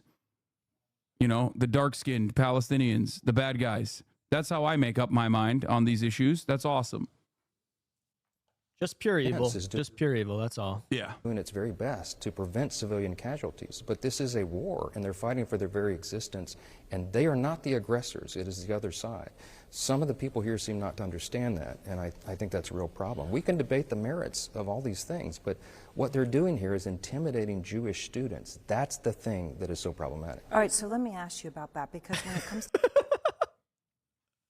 He said it's problematic. Yeah, he did. This is what I mean. These guys are like, every single one of these, like, I love free speech. Free speech means, you know, hate speech is protected. Every single one of them turn into like fucking BuzzFeed article heads, dude. Y'all, this ain't it. Yeah. Silence is violence. Your complicity in saying Israel is bad is actually a major microaggression towards Jewish students. Everyone is a liberal at the end of the day, as I've tried to explain to many of you. This is yet another perfect, obvious example of this phenomenon. That the NYPD, at least as of Monday, have said they've not received a single call from Columbia University of reports of any physical harm. Well, like, nobody even called the cops. What's up with that? What's going on? It's just they're too afraid. They think cops are Hamas.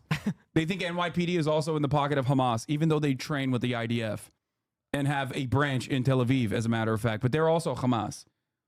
As a matter of fact, IDF is Hamas. Everyone is Hamas. No physical harm. Right, but you have to speak to these Jewish students who are in fear of their lives, who are cowering in their apartments right now, who are not coming to class. In fact, the administration recognized the threat was so great, they canceled classes. Now, yeah, totally, dude. Yeah, we literally have to think about the fifis of people who claim that they're in fear of their safety because they want to go out and be like, I love Israel, fuck you guys, we should be able to do a genocide. We have to center the conversation around those guys, okay? We just have to. Now, if you're confused as to why this rhetoric is so why this rhetoric seems so comfortable for a right-wing reactionary Christian dude to fucking engage with, it's because that's precisely the same exact perpetual victimhood that white nationalists engage with on a daily basis. They are also identitarians, as you know, white identitarians. They also do their own form of social justice. It's just they're social injustice warriors. That is precisely the reason why it's so easy for Mike Johnson to turn around and be like, yeah, these guys are actually doing a microaggression. These guys are actually not centering the feelings of defenders of Israel. Okay? That's what's going on here. And they've done it over and over and over again. They've come out with this hybrid idea. Well, if you're Jewish, maybe you do want to stay at home. Maybe it'd be better off for you. It is so discriminatory. It's so wrong in every way. The responsibility of a university administrator is to keep peace on campus and ensure the safety of students. Job number one. If they're incapable of doing that, then you need different leadership. I think this is time for a really strong hand. I'm trying to understand, though, why, as Speaker of the House, this is an issue you would want to get involved with. It's a private university. It's an issue happening here. Why is this something that you are choosing to get involved in and calling for the removal of a president of a private university? Well, they receive federal funding as well, and Congress is looking at all of these aspects to determine how they're using those funds. Is that appropriate? If they can't fulfill their basic obligations, I don't think the American taxpayers want to be funding this kind of thing. We know that professors are engaging in this as well. Some of the professors, some have been supporting. We should kill them as well. We should, dude, kill everyone that says Israel is in the wrong. Please, please, we have to kill them. You guys don't understand. We have to arrest them, arrest all of them. How dare they say this? How dare they say this? I'm so upset. I'm so mad right now. We have to take physical action against these guys immediately. It's awesome. You were about to say something, I think. Go ahead. No, say it's it. okay. No, it's fine. It's fine. It's fine. It's not the right time.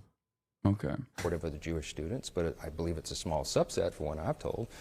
They've allowed this to go on, and it is not okay with the American people. This isn't a partisan issue. This is about right and wrong, and we got to call it for what it is. That's fucking crazy, dude. People talk about genocide and say that Israel is engaging in genocide. It is pretty funny that he's like talking about federal funding going to these institutions after, you know, earlier today, like a couple hours after this conversation, Brandon signed a bill that gave $28 billion to Israel so that it could conduct its genocidal affairs. The fact that we're talking about like American people deserve to cut funding to Columbia University because they allowed some of the students to set up an encampment without killing them. Students who pay tuition. Yeah, students who fucking pay tuition, exactly, is ridiculous. These motherfuckers do not have a leg to stand on, okay? Just nothing. Nothing. Oh. Do you think that that is a legitimate conversation that they should be allowed to have as part of First Amendment rights? No. Well, of course. Look, I was a First Amendment lawyer for 20 years. I went Not into a good courts one. and Holy defended shit. our First Amendment freedoms, religious expression, the right of free speech on campus. I litigated those cases. Of course, the university is supposed to be the free marketplace of ideas. But when you shout down and physically threaten with intimidation and threats of violence the other side, that is not a... Yeah, except what do you have to say to the fact that that's not happening was basically what Aaron Burnett said. And he was like, well, this is a war against darkness. You know, we have to kill them all. So I don't know what you're talking about there. Yeah, but what about Shai? You're not remembering Shai. Oh, true. Shai Davide. The number one victim of this all is Shai Davide, whose feelings are hurt. A peaceful expression and a peaceful exchange of ideas. That's something very different, and that's what we're saying they need to get control of. When they camp out around the campus and they prevent students from exercising their rights, that's the problem. Before you go, obviously we're here in New York as there's been threats to your speakership back in Washington. What does it say about your standing as speaker that you are here at Columbia University dealing with this issue right now? Isn't that funny? He's just like, I've talked about the monopoly of violence being in the hands of the state quite a bit, as you guys know. And the way that we analyze violence is never, the way we see violence is not when the state does it. We are so conditioned to think that that's like not a violent outcome or a violent action in general, but instead what is expected, right? So he's over here genuinely advocating as a member of the state for the violent organs of the state to violently stamp out the students' First Amendment rights that are supposed to be protected by the Constitution. That's not violent statements, though. because he's just demanding more of the state violence that we take for granted, that we think is perfectly permissible, perfectly normal. It's actually the students saying, don't do a genocide, that are objectively violent in his eyes, which is ridiculous. Ridiculous. The Speaker of the House has a very important constitutional responsibility. It's an officer listed in the Constitution. The Speaker speaks for the House of Representatives, and I felt it was very important for that voice to be heard, not just about what happens at Columbia. Why are you avoiding good questions and only focus on the deranged ones? Wait, what do you mean? Are you talking to me? What good questions am I avoiding and focusing only on the deranged ones? What has Michael Johnson said here that wasn't objectively deranged? No, don't pay attention to her. She's being a baby right now. Can you please repeat your vision as to how next actions to proceed in Gaza without fantasy but realistic practical goals? What the fuck does that have to do with college protests right now? I have described this a million times over, but what does that have to do with this? You came in here and said that there were good questions being fucking presented that I was avoiding. What do you mean? Go watch a million different videos I've cut on the subject matter, okay? The fuck? About what is happening right now around the country. And we have to stand unequivocally for the right and the good. And I'm calling on all my colleagues on both sides of the aisle to speak out against this. Yeah, both sides. Both sides. Both sides got to speak out against what? Fucking the students protesting? Let's bring... There was a... Wait, hold on. I brought you this book, actually, last time I was here. Elite Capture? Elite Capture. This is a really good book. It actually talks directly about some of the stuff we're talking about right now, is like utilizing the language of wokeness, but not just doing that type of stuff. I call it homofascism. Like, it's just like elite, our elites that are fascist objectively on both sides of the political spectrum, utilizing, I mean, I jokingly say that, but utilizing emancipatory language to meet violent ends, to facilitate the violence of the state and try to make it seem morally permissible. Yeah. It's also like this is a great book. I highly recommend it. It's a quick read. Olufemi Taiwo is awesome. But effectively he kind of talks about the phenomenon of like passing the microphone to someone who, or the way that people get tokenized and then utilized for nefarious purposes, and it's really worth reading. And it's also kind of like emblematic of what happens if you don't have a class analysis, if you don't, and you're not thinking about that. And I don't think you should be class reductionist. I don't think you are a class reductionist, but I think no, I am definitely. MAGA communism, baby. But it's just like an important thing to think about in these contexts. Yeah. So it's really interesting because like liberals do this regularly as well, where they couch their like objectively violent anti-progressive takes within emancipatory language, like, oh, well, we have to fund the police because the police defend black people. Actually, who's going to take care of the crime in black communities? Or there are plenty of black cops, as a matter of fact, and that's why when you want to defund the police, that's you're taking away funds from black police officers. That kind of stuff happens on the liberal front, but it's also definitely something that happens on the reactionary right as well, utilizing bodies and spaces and language such as that, using academic language in an effort to justify like psychopathic, bloodthirsty, fascist agendas. Jesus, listen to these garbage from these two. Why is it that our naysayers never actually have any arguments whatsoever and just simply cry about opinions that they seemingly disagree with, but never even explain why they disagree with the opinions? Just come in and present why you have an issue with what we are saying, and we can have a conversation. The issue, however, is that many of you do not have a point. Hey, down. I'm so upset. That's all it is. I'm upset. I'm upset that I voluntarily came in here. And then heard these two guys talk about things that they're knowledgeable on. And because I don't have anything else to say about it, I'm just going to say, I'm upset. You're stupid. when I call someone a fucking idiot, I usually give reasons as to why I think they're a fucking idiot. Okay? Do that. Give us the dignity of why you have a genuine issue with what we are saying. Offer some fucking valuable insight. You're doing it right now. You're arguing with them. I am. Like this fucking dumbass who's like, one state solution or make U.S. pressure Israel into peace with Palestinians in the West Bank and Gaza are utopia fantasies for obvious reasons. Yeah, dude, totally. Make U.S. pressure Israel into peace with Palestinians. Oh my God! Wait, is a utopian idea? Oh, what? No, nothing. Go ahead. Make the United States pressure Israel. Like, one state solution is the goal. Okay, it's hard to reach it. But I do find it really hilarious that you said, make the U.S. pressure Israel into peace with Palestinians in the West Bank and Gaza are utopian fantasies. How is that a utopian fantasy? It's not a utopian fantasy if America actually fucking had the courage to do that.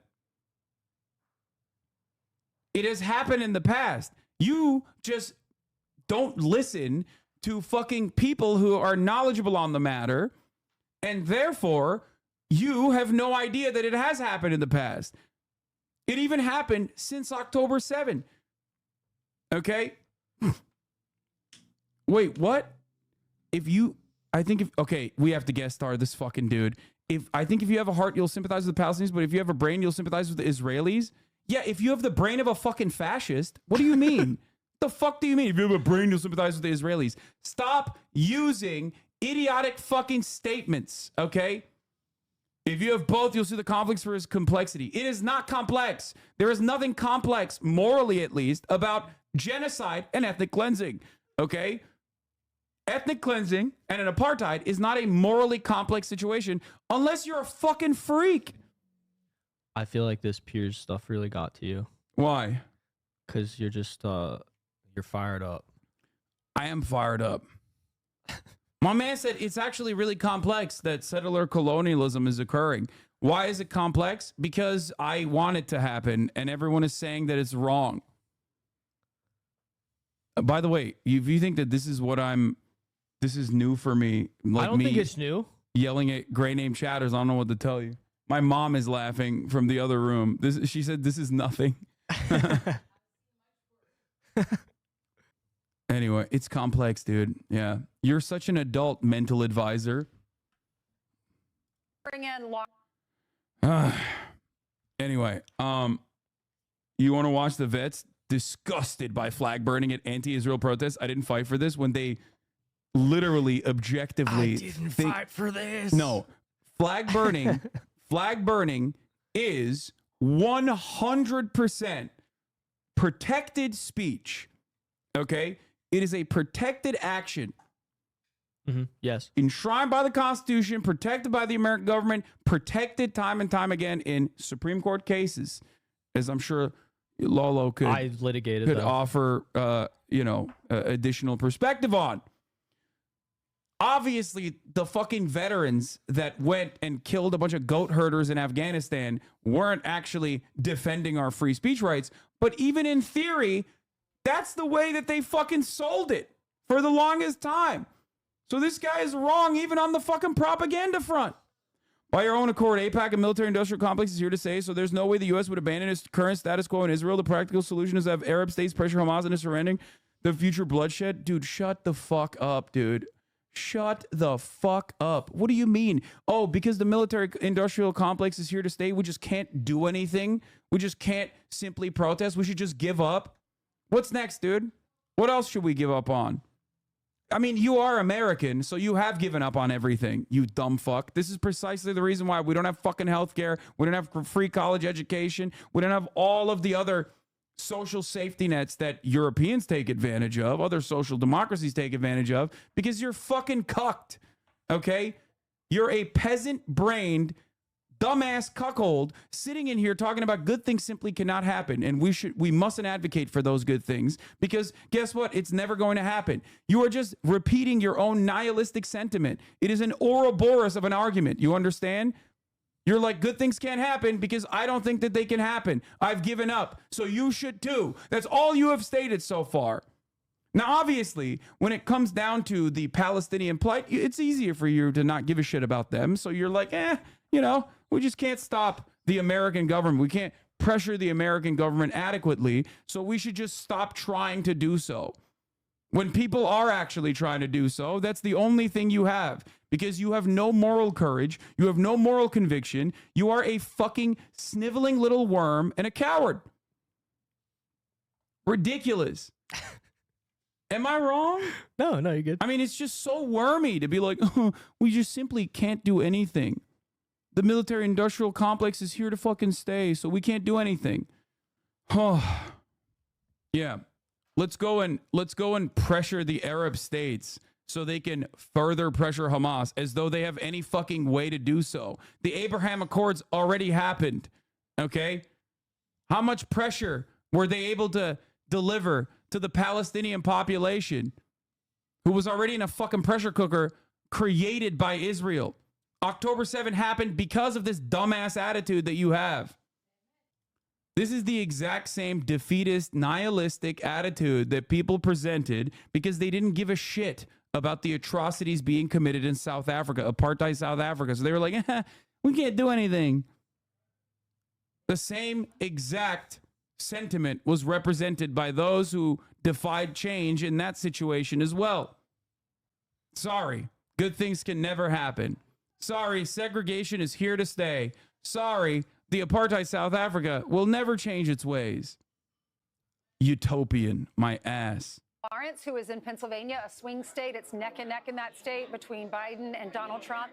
And the governor of your state, where you grew up, down in Texas, Lawrence, says the pro-Palestinian protesters in Austin, they need to be in jail. He said anti-Semitism will not be tolerated in Texas. Well, it's clear where some of these people stand. When you start putting pro-Hamas... I got timed out, but Stewart's solution is practical and realistic. Who the fuck is John Stewart? You condemned Hamas for their 7th of October, and I'm sure as a reasonable person, you understand how it makes other pro-Palestinians look when they endorse Hamas. No reasonable person would sympathize with pro-Palestinian movement after seeing the videos of 7th of October massacres. Brother, you are literally in the minority in the Western world even. You know that, right? When you say no reasonable person... But not even just Hamas. No reasonable person would sympathize with pro-Palestinian movements after seeing the 7th of October massacres. Well, guess what? Luckily for all of us, in the Western world even, the majority is sympathetic to the pro-Palestinian movement, dumb fuck, in the aftermath of October 7. You want to know why? Because it's not October 10th any longer. We are now in April. 7 months of ethnic cleansing has happened. 30,000 Palestinians have been ruthlessly slaughtered with American weapons and American political cover in the hands of Israel. You think you have these really intelligent assessments. You think you're bringing complexity to the conversation, but it's only complex to you because you're a mentally stunted baboon, okay? You have no emotional maturity, and you think good things can't happen, so everyone else must feel the way I do, not recognizing that the majority of the fucking planet is not in agreement with you, and even the majority of the Western world is not even in agreement with you, regardless of what our politicians do. Jesus Christ, dude. Funnily enough, Ehud Barak tried to do this against everyone's warnings, including Clinton, before Camp David by talking to Assad in 1999 in an attempt to get around the PLO early on. It failed spectacularly and damaged negotiations irreparably. Exactly. You cannot think that you can just pressure the Palestinians when they literally live a life surrounded by death on a daily fucking basis, when every aspect of their lives are controlled by a violent Zionist occupying force that ritualistically humiliates them, tortures them, and traps them in prison, either military prison of the West Bank or the open-air prison of Gaza. And they do it in increasingly arrogant, increasingly callous ways because they think, well, the Western world is on our side. So no matter what happens, it's fine. That's how October 7 happened. Don't fucking sit here and act like you actually do think Palestinians deserve to live free. You don't. And you also oblivious to the reality, think that there is no pressure to the neighboring Arab countries, Egypt, Jordan. Why the fuck isn't aid going in through Egypt? There's no pressure to Egypt. Egypt is a fucking client state. So is Jordan. That don't seem to help Palestinians. Stewart talked about it. Yeah, I'm sorry. I didn't know Jon Stewart's attitude was so fucking stupid. Yeah, fuck you, chatter.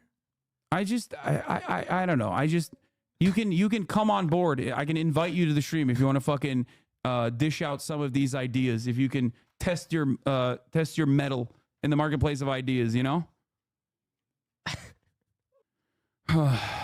Sorry, guys. I can never demonstrate moral courage in the face of objective evil, even though I claim that it is objectively evil. But honestly, the greater evil is the Palestinians that resisted, the Palestinians that have no other options. You know what I mean? I saw the Nat Turner rebellion and I thought to myself, hey, man, these black folks, they got to stay enslaved, big dog. Can't have them rising up. Saw the Haitian Revolution. I said to myself, nope, we got to keep these black slaves servile. There's no other way out of this. It's too scary. You slipped into a little bit of a southern accent there when you're going down that route. I step in the state of Texas. I mean, good luck, because it's Texas state troopers. They're just not going to deal with it. We saw what can happen if you have a governor that believes in law and order, and that's what you're seeing there. I hope other governors follow suit like Texas. I'm a little biased, obviously. We got a table full of veterans. What? Hey, listen up. Is he a veteran? We got a table full of veterans. I'm going to ask them how they feel about what's happening. Like this guy, bro. Yeah. Yeah, let me hear what this guy has to say about. It's like, he's a Confederate soldier. Bro, this dude literally this dude has been alive for much longer than Israel has existed. Okay? Get the fuck out of here. Most Israelis are afraid. I don't care what most Israelis are afraid of, okay? Because they'll become a minority in a very hostile state. Oh, would they become a minority? Oh no, dude. Shut the fuck up! That's exactly what the apartheid defenders said about apartheid South Africa. Whites made up 10% of the South African population. Dumb fuck. What is happening here? Don't wag your tail. Okay. It's crazy. A lot of Palestinians from the West Bank, Gaza will start doing intifada. First of all, intifada just means revolution. Okay? Shut the fuck up. They do intifada. They'll say Allahu Akbar, and that will be very scary for me. And most of them are young enough to remember what it meant for their lives. So one state solution with West Bank, Gaza is not viable.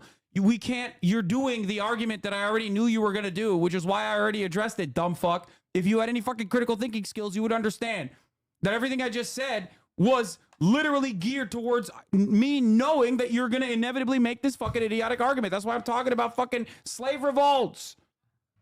That does not happen, by the way, historically. The violence in the aftermath of the abolition of slavery came predominantly from the Klan during the Reconstruction era. You should be more worried about what the psychopathic Jewish power party is going to do if there was a one-state solution. And at that point, when there is a one state or Palestinians are treated as fucking human beings, then you have to deal with it through the criminal processes. Oh. Have you read Black Jacobins? No. It's good. I don't read. And Chat, definitely read. not Franz Fanon. Chat, read None of that. Black Jacobins. Do you honestly believe that there are no extremists among Palestinians who would immediately start murdering innocent? Yeah, dude. You know what happens in that situation? It's called a crime, okay? It's illegal. Just like the apartheid is and should be. Just like the occupation is and should be. Black Jacobins by CLR James. No, I have not read Black Jacobins. It's good. It's useful in the context of violent resistance. It's always so fucking stupid when people genuinely say, routinely, and without an ounce of fucking self-reflection, they feel comfortable repeating this point over and over and over again, that we have to do a defensive genocide Because if we don't do a defensive genocide, then what if the Palestinians hypothetically do a genocide or worse in the future? Baba geldi. Tavuk. On the college campuses today. We even got a World War II veteran right here with us today. Yeah. So You'll have to import third-party people into Israel proper because currently neither populations want your one-state solution. I don't defend the current status quo, by the way. Just understand that there must be practical solutions, not fantasies. The one-state solution is not tomorrow, okay? It will not happen overnight. Shut the fuck up. It is the goal. It is the goal. And you find that to be unconscionable. You find that to be something that shouldn't happen. That's why you are sneakily and in the most wormy, cowardly way possible trying to fucking gear up against that. I'm telling you, I'm either going to ban you if you refuse the invite that I'm about to send your way. Either fucking speak your truth, okay? Either speak your truth on the fucking broadcast and accept this fucking invite, or shut the fuck up forever. Oh my God. You don't have to be here. I'm sorry. You are doing the same thing with Felix. Why don't you learn? Well, I mean, I love it. Is a new feature. Guest star is not a new feature. When opposition to something as basic as equal rights is seen not just the political limitation, but it's a moral problem. Something has gone seriously wrong. Yeah, the wildest part about this is that like this dude is probably not even Israeli. Like this dude is just like LARPing as someone who is tapped inside of Israel. It blows my fucking mind that Americans are just like such. No, I'm not Israeli. Exactly. I know you're not. Okay, I'll shut the fuck up. I'm not an expert on this issue to debate you. Bro, why are you chirping in here? What do you mean I'll shut the fuck up? I'm not an expert. But you claim to have so much expertise talking about how fucking utopian my solutions are. You have all the fucking smoke. You have all the smoke chirping from the chat. When I give you the podium, you're like, oh, I can't. I don't want the smoke. Like, what do you mean? Explain to me the complexities. Don't fucking run away like a goddamn baby. Fuck. You have to import third-party people into Israel properly. You're like engaging in fucking pure fantasies about what you think must happen. What do you want me to explain? I have friends who are from Israel and know how they feel. Brother, explain it to me then. Go ahead. Join the fucking guest star so you can actually mount a reasonable defense instead of me fucking chirping at you writing. There's a lot of limitations with you just like writing stuff in the chat and me responding to it in real time. We're waiting. We're waiting. 25,000 people in here. Have you considered why does Hamas always have to be shielded from criticism, though? They knew Israel is 100 times more powerful than them, so they did October 7, knowing the retaliation from Israel would kill a lot of people. Doesn't that mean they also share part of the blame at least? Yes, you're right, dude. You're right. Hamas is to blame for Israel's actions, always and forever. Israel, small bean. Israel, big typhoon. Israel cannot stop itself. Israel has no human beings that are holding on to the levers of power. It's just all automated over there. Yeah. Just like if you had that kind of smoke in this situation, if you are morally honest, then don't you think the Jewish resistance groups in the Warsaw Ghetto Uprising have some of the blame for the Holocaust? Do you understand how fucking stupid that argument is?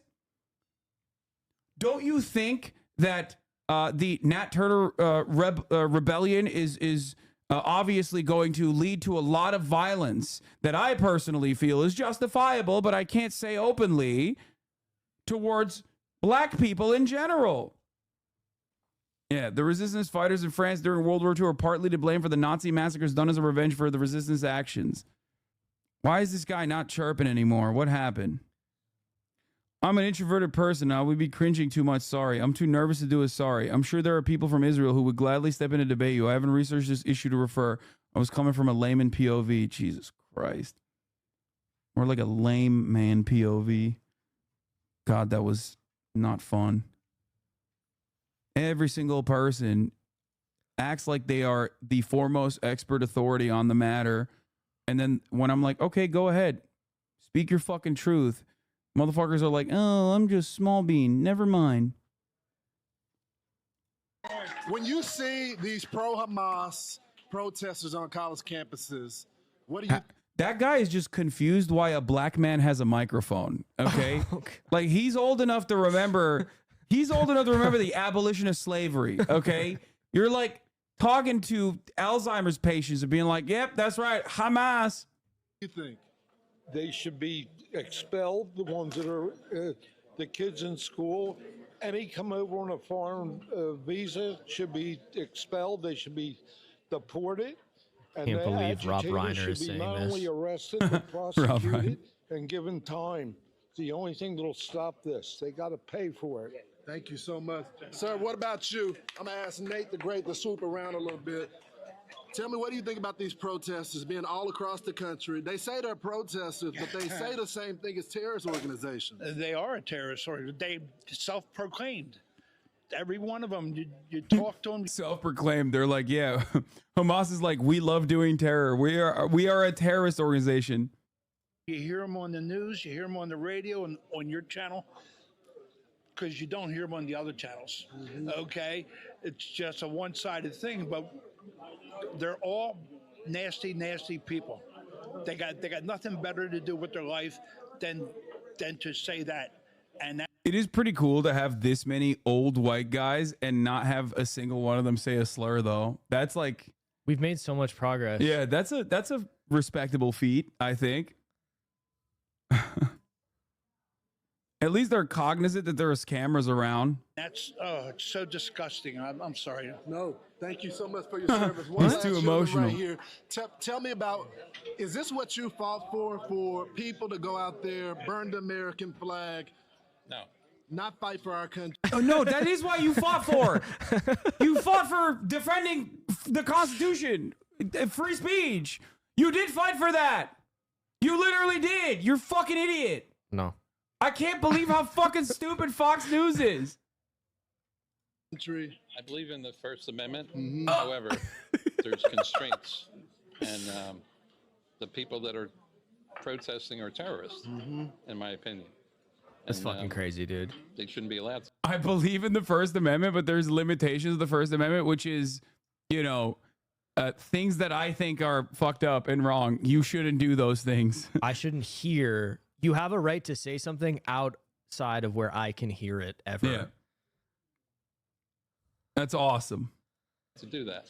And law enforcement is restrained also. I have no idea why. Why? Why He's like, why aren't they killing them? Why aren't they killing them yet? Election Zone, awesome. Speak over veterans. How about you fucking speak over the top of the hour ad break, bitch? Don't even try me with this Election Zone, because at the top of the hour, there is a constraint to the free speech, okay? For those of you who are not subscribed for $5 or for free.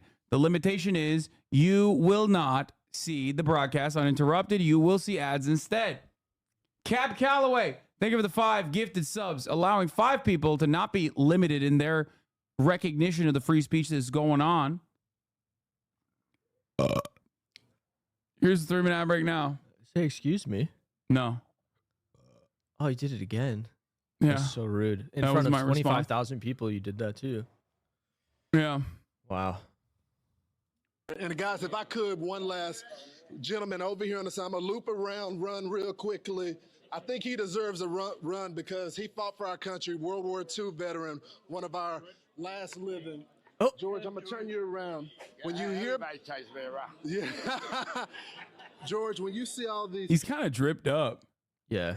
I like this guy.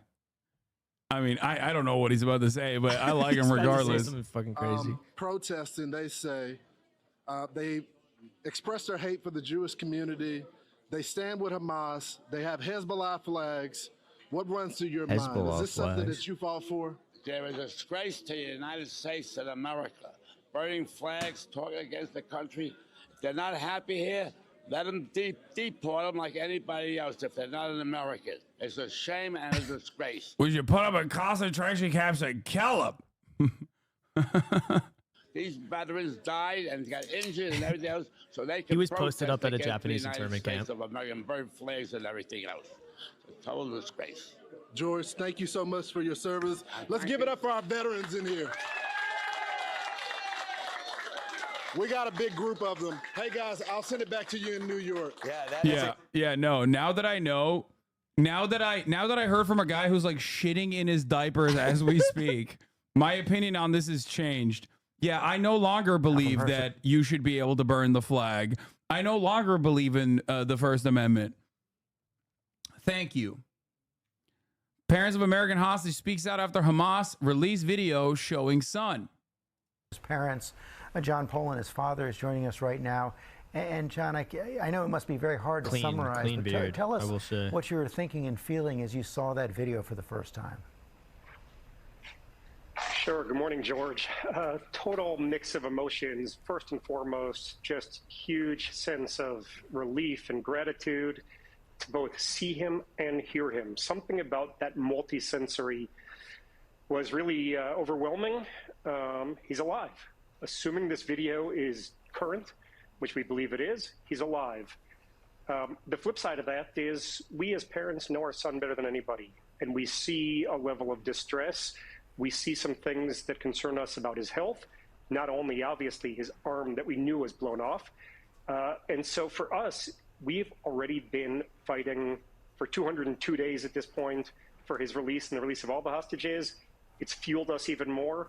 We need everybody involved in these negotiations to lean in, get this done, get these people home. What else did you see that gave you signals about his health? I feel like that's a crazy question to ask. What do you think on the Hamas tactics? What do you mean? Didn't his arm how did his arm get blown off? I don't know. I thought his arm got blown off like under Israeli fire. Am I wrong? His arm got blown off and it got fucking treated. It might have been a grenade. I don't know. Wow, you're speaking to me? Hirsch is really thin. He's always been really thin. He's one of those kids who has tried to gain weight and struggled. I know a lot of people in the world wish they had that problem. And he looked kind of puffy in the video. There was like a swelling that concerned us around his face, his neck, his shoulders. We don't know. Oh, it was a grenade that he was trying to throw back? What it might be from, but it causes us a little bit of a concern.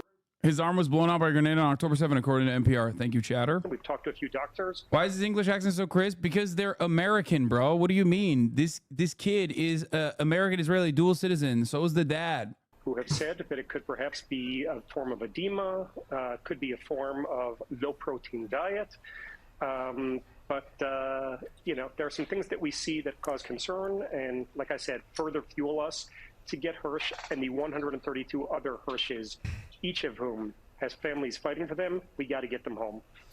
Rachel Goldberg, Hirsch's mom, is joining us as well. Rachel, these guys are. I'm pretty sure these guys are the days. Is that what they're wearing? I think so. Yeah, I'm pretty sure they're at the forefront of the anti-Netanyahu protest. By the way, like, while on the one hand, I don't know what these guys' own personal perspective is on making Israel continue the bombing, but I do know that almost every single parent of a hostage that is currently trapped inside of Gaza is understandably currently, for pragmatic reasons, anti-bombing the Gaza Strip. Anti-bombing the Gaza Strip to retrieve the hostages, their family members. You just heard John talk about his reaction to the video. What was yours? I mean, it was extremely emotional, lots of tears. To be honest, I wasn't even listening to the content. I was just hearing my only son's voice and seeing him move and trying to look into his eyes. And any parent, and anyone who has parents can imagine, after 201 days, more than half a year of doubt and fear and angst and trauma, to have that, it was very bittersweet. And it was truly overwhelming. I can imagine. Had you had any assurance before you saw the video that he was indeed alive? Well, we had been told by our intelligence officer, who's been with us since the beginning, that the families where it is known that their loved one is tragically not alive have been contacted, and also the families where there's a high suspicion that their loved one is not alive has been contacted. And so she is always saying to us every day that we have no news is good news. So the working assumption was, please, hopefully. How many hostages do we know? Do we know a body count for killed by Israeli bombing? I mean, at this stage, every single hostage that has died most likely died like because of Israeli bombing campaigns. I don't know the exact number. I don't know the exact number of how many hostages are still alive. I do know their numbers have been reduced dramatically. Hamas claims that 70 were killed in the bombings. Yeah. I've said this before. The hostages themselves are a bargaining chip for Hamas. It is the only thing that they have.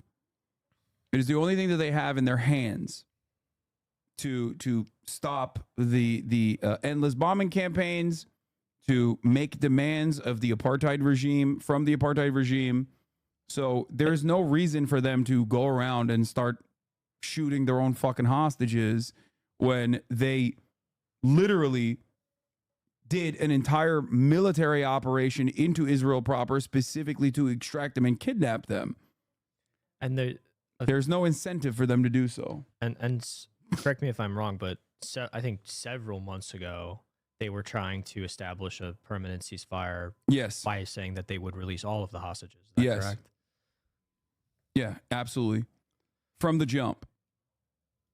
You know, and almost every single hostage that has been released has actually echoed that same sentiment, that the Palestinian resistance forces took every initiative they possibly physically could to defend the hostages, including, but not limited to, putting them under mattresses as Israeli fire was occurring above them, and putting their own bodies on top of the mattresses to specifically shelter them from the bombing campaigns.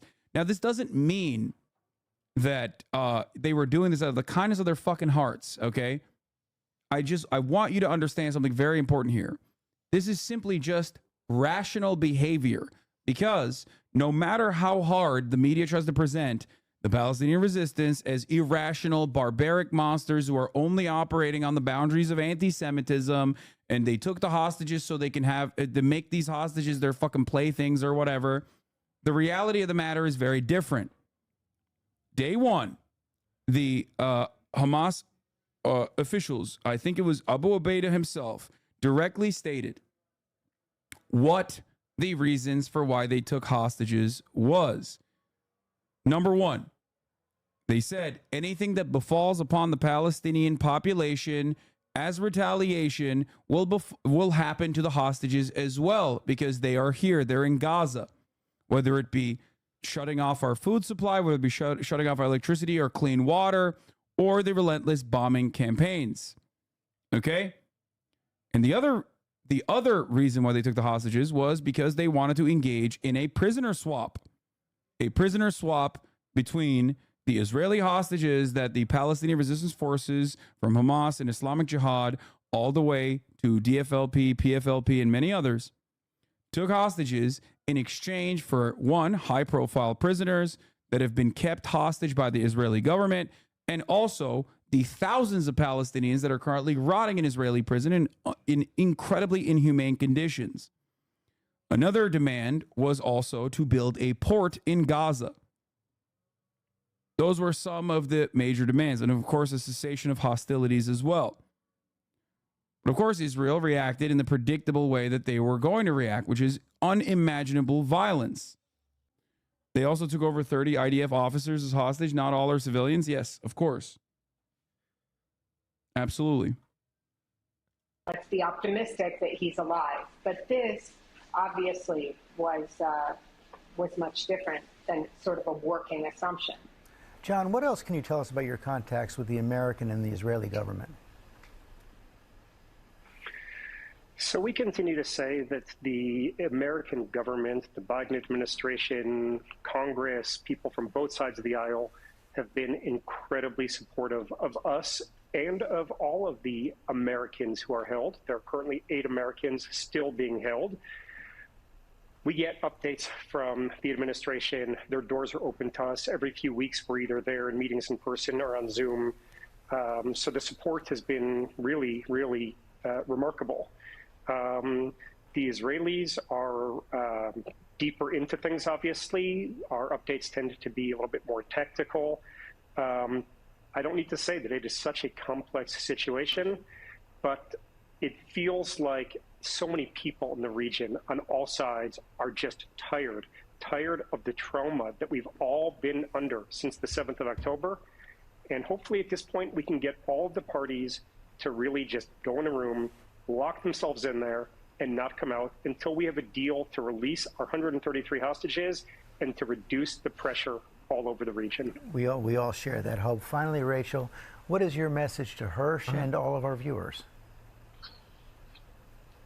Well, to Hirsch, every single day, many times a day, I'm always saying to him, we love you, stay strong, survive. We love you, stay strong, survive. And I definitely, you know, more than ever after seeing him and seeing that he is clearly medically compromised, medically fragile, that is my continued plea to him, to his soul, to hear me, and to people who are watching this to remember that there are 133 Hirsches. Every single person there. What does it take to convince them that more bombing is less likely to find a hostage's life? They know that, bro. George Stephanopoulos is just not directing the conversation in that direction because he's a piece of shit, okay? They know that. They're protesting against the Israeli government right now. Do they care about the Palestinians? I do not know. Many of the protesters, and there are tens of thousands of them in the fucking streets of Tel Aviv almost every fucking day, okay? Many of them do want the bombing campaign to continue. They just want it to stop for now to extract the hostages and then continue the bombing campaigns. That's it. I don't know about this family in particular. There has a family, has a life, has dreams, has aspirations. And when we think of them as one number or one monolithic group, we do them a disservice. These are people from 25 different nations. There are Christians, Jews, Muslims, Hindus, Buddhists, and it's an age range. The youngest is now a year and a half old, which is tragic that Kfir Bibas has spent so much of his childhood in captivity, and the oldest is an 86-year-old grandfather. We must remember these people. They are human beings, and we must get them out, no matter what it takes, no matter who you are. This could be your son. This could be your grandfather. This could be your daughter, your sister, your spouse, and it's time. Those are very powerful words. We love you, stay strong, and survive. Thank you for joining us this morning. Air 7H. Has George Stephanopoulos had a Palestinian family member whose entire family has been wiped out on his broadcast in prime time? Fuck no, dude. Are you kidding me? They're not human beings. Of course not. The video of the hostage, by the way, Time Without an OWO says the video of the hostage was not shown on the two largest channels, 12 and 14, and channel 11 called it psychological terror. They hate the hostages. He's talking about Israel. In Israel, they fucking hate the hostages. They think that the family members of the hostages are fucking up the bag. Damn, this guy's good.